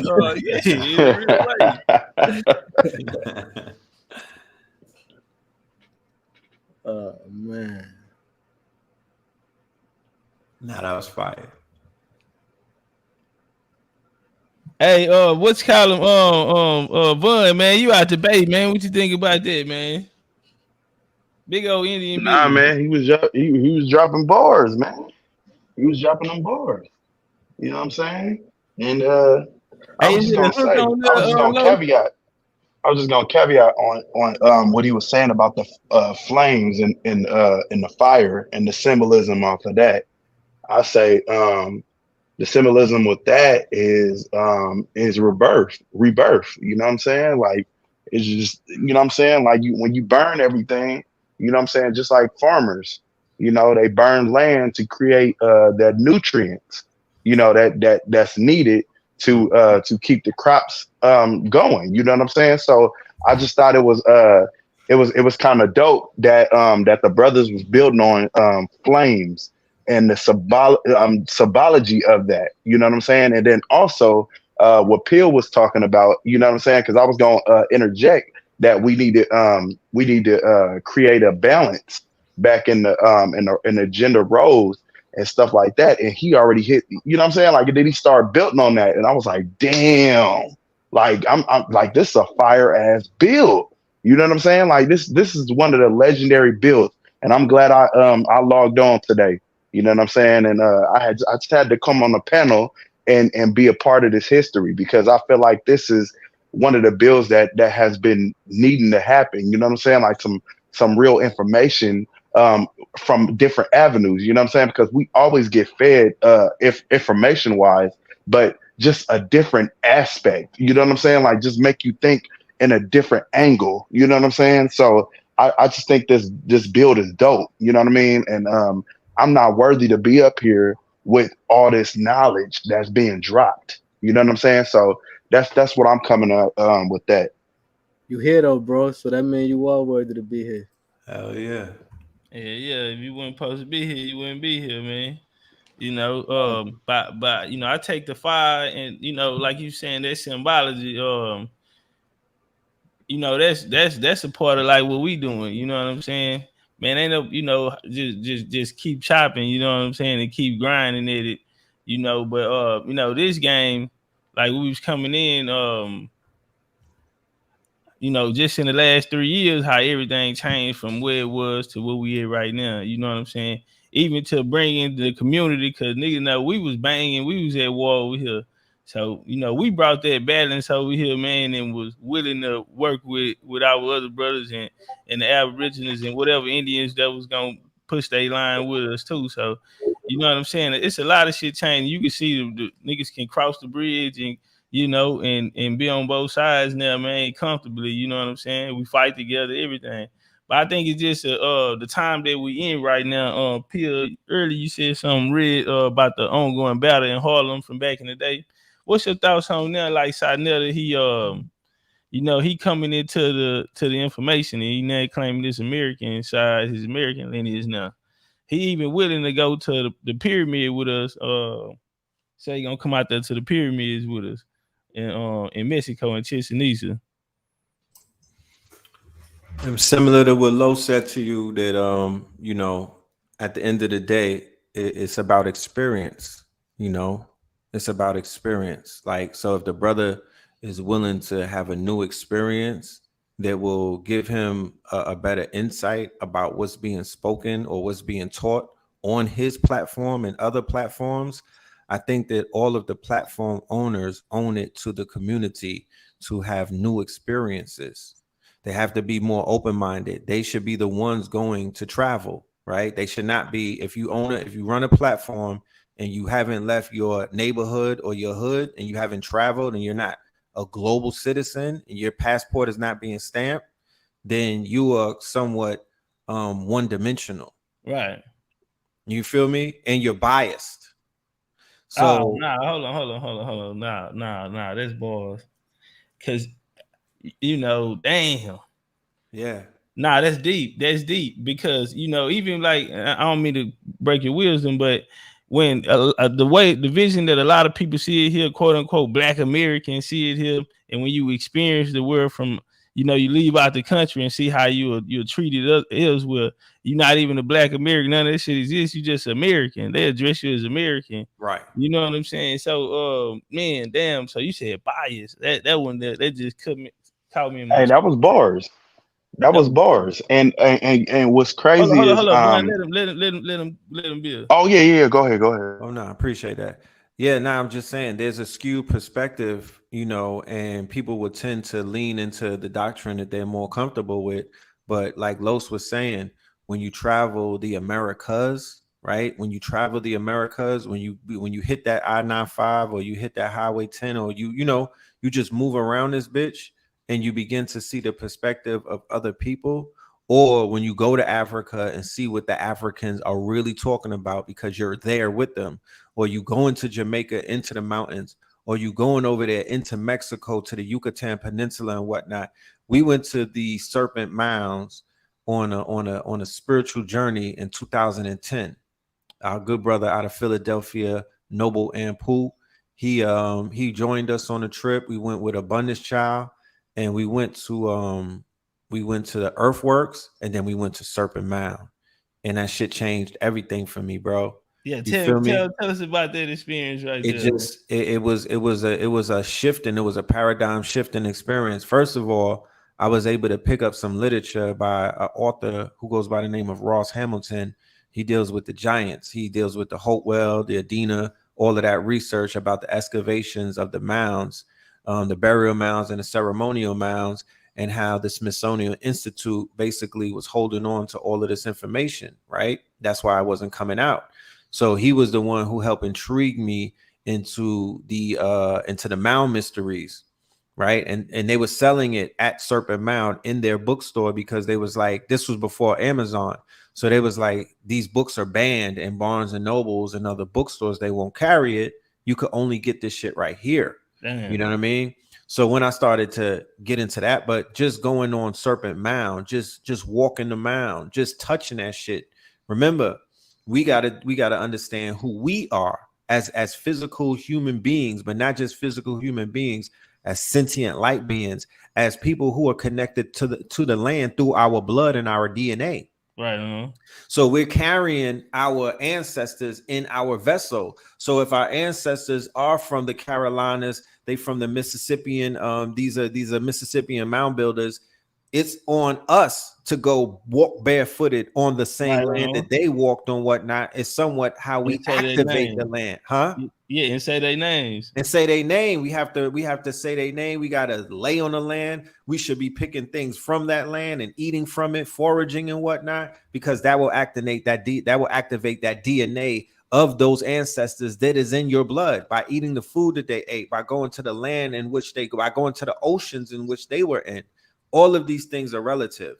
Hey, so watch out. Let me I'm gonna fuck you up with this one, man. We went to the Serpent Mounds, man, last year, our Midwest car. Dope. And we was making our way down to the water, to the little stream down there. Right there, y'all. Yeah, and man, these niggas, they was picking the fruit up. It's a certain type of fruit. I can't think of the name of it. What Junior, one of y'all let me know the name of that fruit. But man, they on there. I got them on tape. They out there eating the shit off the ground, and shit growing the trees, everything, bro. We was feeling like we was at the high. So you just fucked me up with that one right there. Yeah, like, that's exactly what we was doing. Look, I had a BlackBerry. This was like I said, 09, 2010. I put my BlackBerry right in the serpent. You know how the mound, they have it like moving, swerving and shit. Right. I put my BlackBerry, because I was burying my crystals. Then I put my BlackBerry on the ground, and it shut off and never came back on ever. And this is a BlackBerry, right? So the energy, it's because the energy coming off of that mound was so powerful. And then they were showing us how the mounds are aligned, right? The architecture of the mound, the Fibonacci sequence of it all, the shit is just crazy. So I felt all of that energy. I was able to charge up. You know, you had your crystals with you too. Let people know what type of crystals you had with you. I had some quartz crystals. I had some amethyst. I had some moldavite. I had a lot of jewelry. You know what I mean? A big jewelry bag with mad crystals and whatnot. So that's what we were doing. We would take our crystals to the streams and to the mounds and always charge them up. When we our main base was Etowah Mounds in Georgia. Shout out to Ghetto Shaman. Yeah, that was our main base, was the Edom right in Cartersville. That was our main base. Yeah. We was doing that in 09, 08. And then when we were in New York, our main base was the Cleopatra's Needle, which is the obelisk right behind Metropolitan Museum, because it's made out of limestone. So it's almost, it absorbs energy. So all of the energy for whatever was going on in Kemet is still locked into that thing, and it's almost like a microphone, the way that it's a phallic symbol. So you basically, you put your energy onto it, and then you push your, I remember you and your brother did something like that a while back at that needle, right? Like a picture or something like that. Y'all had a picture, right? we used to do like open mics. Like we used to go there and do our poetry. We would bring people, they would sing, they would do their seances. You know, we had Asir with us back in those days in 09. Like it was a lot of shit that See, we you were left doing. one out though, Stone Mountain. Man, Yeah, what's we y'all connection with Stone Mountain? It's like the pills, y'all. Right. It's something special there, man. Y'all at Stone Mountain, Right. man. Y'all keep taking the people back. The people, more and more people coming, turning out, Right. and having that experience that you were speaking about. Where did Life-changing that idea come experience from? in 2010. Life-changing experience in 2010. So that, you know, we all having our personal walks, right? We are all on our journeys for self-discovery, right? We're all on the road to perdition. Everybody that's listening to me, don't let any, like the brother came on stage and was like, no, you supposed to be wherever the fuck you at, bro. You're on this stage for a reason. You know what I mean? What's today? September the 6th. This is your day. Yeah. I remember being on the stage with Bobby Hemmett, and I felt the same way. I had to shake out of that and be like, nah, I'm on the stage for a reason. So in 2010, we took a trip from New York. We were supposed to do a lecture with Professor Griff, Black Dot, and we drove down in a Jeep, right? We went to pick my mother up in Decatur. And on the way to pick her up, there was a lodge. There's like a Masonic lodge, the Pythagorean. I'll be messing that word up. But there's a lodge right there in downtown Decatur. Make a long story short, we went in the lodge and was able to get some reparations on some artifacts that was in there. We take those artifacts to Stone Mountain, and basically, you know, because those artifacts consisted of a KKK robe. So we go up a Stone Mountain and we decide that we want to do our own form of ritual because we understood what the energy of Stone Mountain represented, because it's a crystal, and it's a crystal that these people who are hiding, because people like to throw the words KKK around. These are the children of the Confederate. You know what I mean? These are the daughters of the Confederate. This is what Taj Tariq taught us about who these people are. This is an occult organization that's tied into other organizations that's basically holding our information, our history. They're the ones who help to keep Hiram Abiff inside of that shallow grave. So anytime I'm able to get something from that organization, I'm going to destroy it.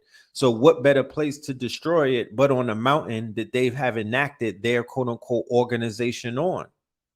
Because the second rising of the KKK in the year of 1915 was done on top of Stone Mountain on Thanksgiving, right? So my research also showed me that the Atlanta child murders are tied into Stone Mountain and this occult group called the Ku Klux Klan, who read out of the Quran.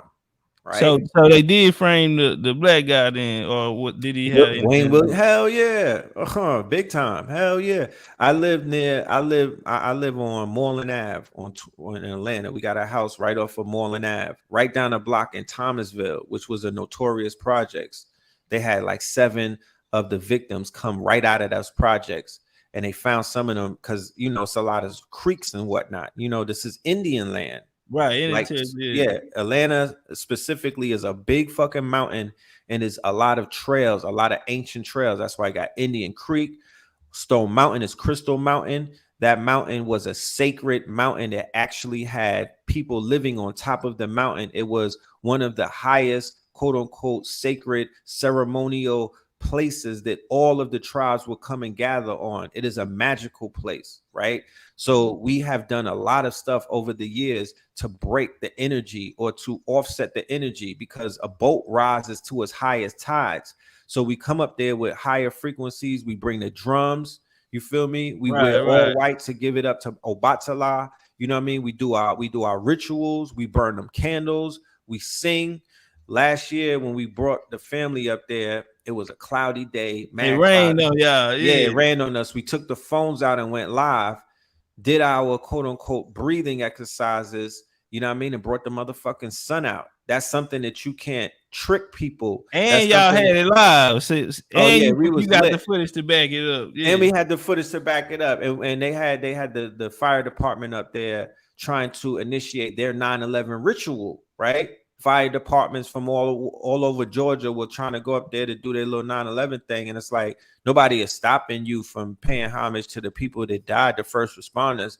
But we not going with that lie that y'all niggas are trying to push, that these evil fucking Arabs. No, we know who was behind that. We're gonna need y'all to get up off this mountain because we lit right now and we are celebrating something completely different. We're celebrating the Ethiopian New Year. We're celebrating, you know, a gathering of conscious people to close out the summer of 2022. And on that mountain, we were manifesting what it is, the energy that we were pleading with the spirits to try to help to change the direction that Atlanta was going in. Because when I came out here in 2022, Atlanta was becoming a murder capital. Atlanta was not a safe place to be, and it was a cloud over this city that was very thick and dark. You know what I mean? You could cut it with a butter knife. So we was like, yeah, we if we all are here, then we all need to collectively bring this power that we know that we have together and gather in the name of something greater than us and just affirm and manifest. And people may be like, oh, that's some stupid shit. But if you claim in Aboriginal and Indigenous and things of that nature, go to a powwow and say that. You know what I mean? Go to the people with those crowns of feathers and whatnot and say that shit is wacky and wonky and whatnot. Go say that to them, and they'll be like, "No, sir, you don't know what you're talking about. This is what we did. We would dance. We would play the drums. You feel me? We would call out to our elders and our ancestors and whatnot. We would charge our crystals. We would play reverence to these little children because they are the future and they need to know that we're riding for them and we doing this for them. So they don't grow up and feel like, oh, this is some weak shit and there's something greater than what y'all have to offer. And that never works out. Those children always come back with their heads down and say, I'm sorry, because there's nothing outside of family that's greater than you, especially in this new world that we're in, this bizarro upside down, no morality, no values. I could do anything. Nobody can't tell me nothing world. You need to be covered by your tribe. So salute to you, Top Cat, for everything that you've been doing. You know what I'm saying? You know, and like somebody in the chat room was like, Top did this on his own, as he should have. You understand? That's what a real chief does. That's what a leader does. But don't think that nobody ain't supporting him. So what you doing with your community and those 10 trips that you've taken, you might not realize it, because I've seen a lot of things in hindsight. When we was doing things in 2010, we didn't know, we couldn't look into 2022. I seen that, man, your manifestation, bro. I seen that. Thank you, King. So your manifestation is taking place as we are moving. We might not see everything come, but you are building, you are planting the seeds, you are doing legendary shit. You too, King Los, and everybody else that is doing what they have to do. This stage don't have a limit to it. Right on. That's what the debates and other things, and I'm not going to be a debate hater and whatnot, but that's what the contention in the community and the egotism started making people feel like only one nigga could be on the stage. It was only Polight. Or after they was dealing, when they was finished with him, they put another nigga on the stage. But they make it seem like more people can't stand on these stages. That's where that egotistic, that's not hip hop. That's not what we represent. That's some European shit. That's separation. That's fuckboy activity. No, this stage is built for everybody to get on it. But you have to be qualified, of course. But we represent billions of people around the world. Billions. Now that's real, man. Before we get out of here, I want to ask you this question, Brother Red. Man, you spoke about experiences earlier, man. It was about the experience and the journey out of when you look back on everything, your whole experience, everything you've done through your career, the manifestation, the people being able to see it, y'all transition from through the hip-hop era to media, to touching stages in Apollo, going around the world. Out of all of those experiences, how would Redpill want to be remembered when you're done? As a shifter of the culture, somebody who was able to stand on the shoulders of my mother, Mama Pill, who basically showed me all of this stuff. She showed me the family business. She showed me, you know, the aspect of knowing who I was in terms of researching and traveling. She took us to St. Croix. She's a traveler. She's, you know what I mean? She showed us, you know, she showed us our land. My last name is Moreland, and I really have more land. You know what I mean? She showed us these things. So I just want to, I can't fill the shoes of a Dr. Sebi. You know what I mean? People be like, damn, y'all be doing a lot. And I'm like, if you was in the shadows of a man like that, you would be too. You know what I mean? I can't fill his shoes. I can only walk my walk. I'm not trying to be him. I'm not trying to walk his walk. You feel me? So I only want to be remembered for the walk that I walked. I want to remember it as a good father, because that's the most important thing to me. Other than I'll give all of this shit up in a heartbeat if I had to make a choice. You know what I mean? If I had to make a choice between my 3 seeds and the movement, I would have to pick family, because I wouldn't be able to live without my family, because it was the birth of my son, to be honest with you, in 2007 that really gave me my purpose. I was in limbo before that. Yeah, I was in the community. I was doing what I was doing, but I didn't have purpose, you know? So I'm no greater than nobody else. I just have a lit fucking life story to tell, and I'm going to eventually tell it. And then once that story is told, other people will get inspired, because I've been inspired by other people telling their stories. I watch documentaries and docu-series, you know, I get inspired. Like I watched the Wu-Tang story. I'm like, yo, I'm inspired. You know what I'm saying? Like I want to be a part of, I want to be able to tell a story like that. That's a great fucking story. The story that we have in Harlem with Sinetta. Sinetta is to be, he's to be, you know, he's to be given his flowers. You know what I'm saying? But not just Sinetta. Big Man is supposed to be given his flowers. Brother Sekou, and all of these people are not with us anymore. They rest in peace. But they, Clemson Brown, Mother Burke, these are the people who brought Netflix, the version of Netflix, to our people in the form of information and data. They were instrumental in shifting a global movement and kicking that shit off. They are, because data is gold, right? The data is the number one. Good data is more important than gold. These videos, these lectures, whether they were DVDs or CD, VHSs or cassettes and whatnot, those was like gold bars in my days. Those was like gold bars. They still are to me. Those was like gold fucking bars, because the data that we was able to draw from that. We spoiled now. Niggas got supercomputers and Google. They forget how hard this shit was to get some fucking info. We couldn't go live. We couldn't do none of these things. And it's moving so fast that we don't realize it.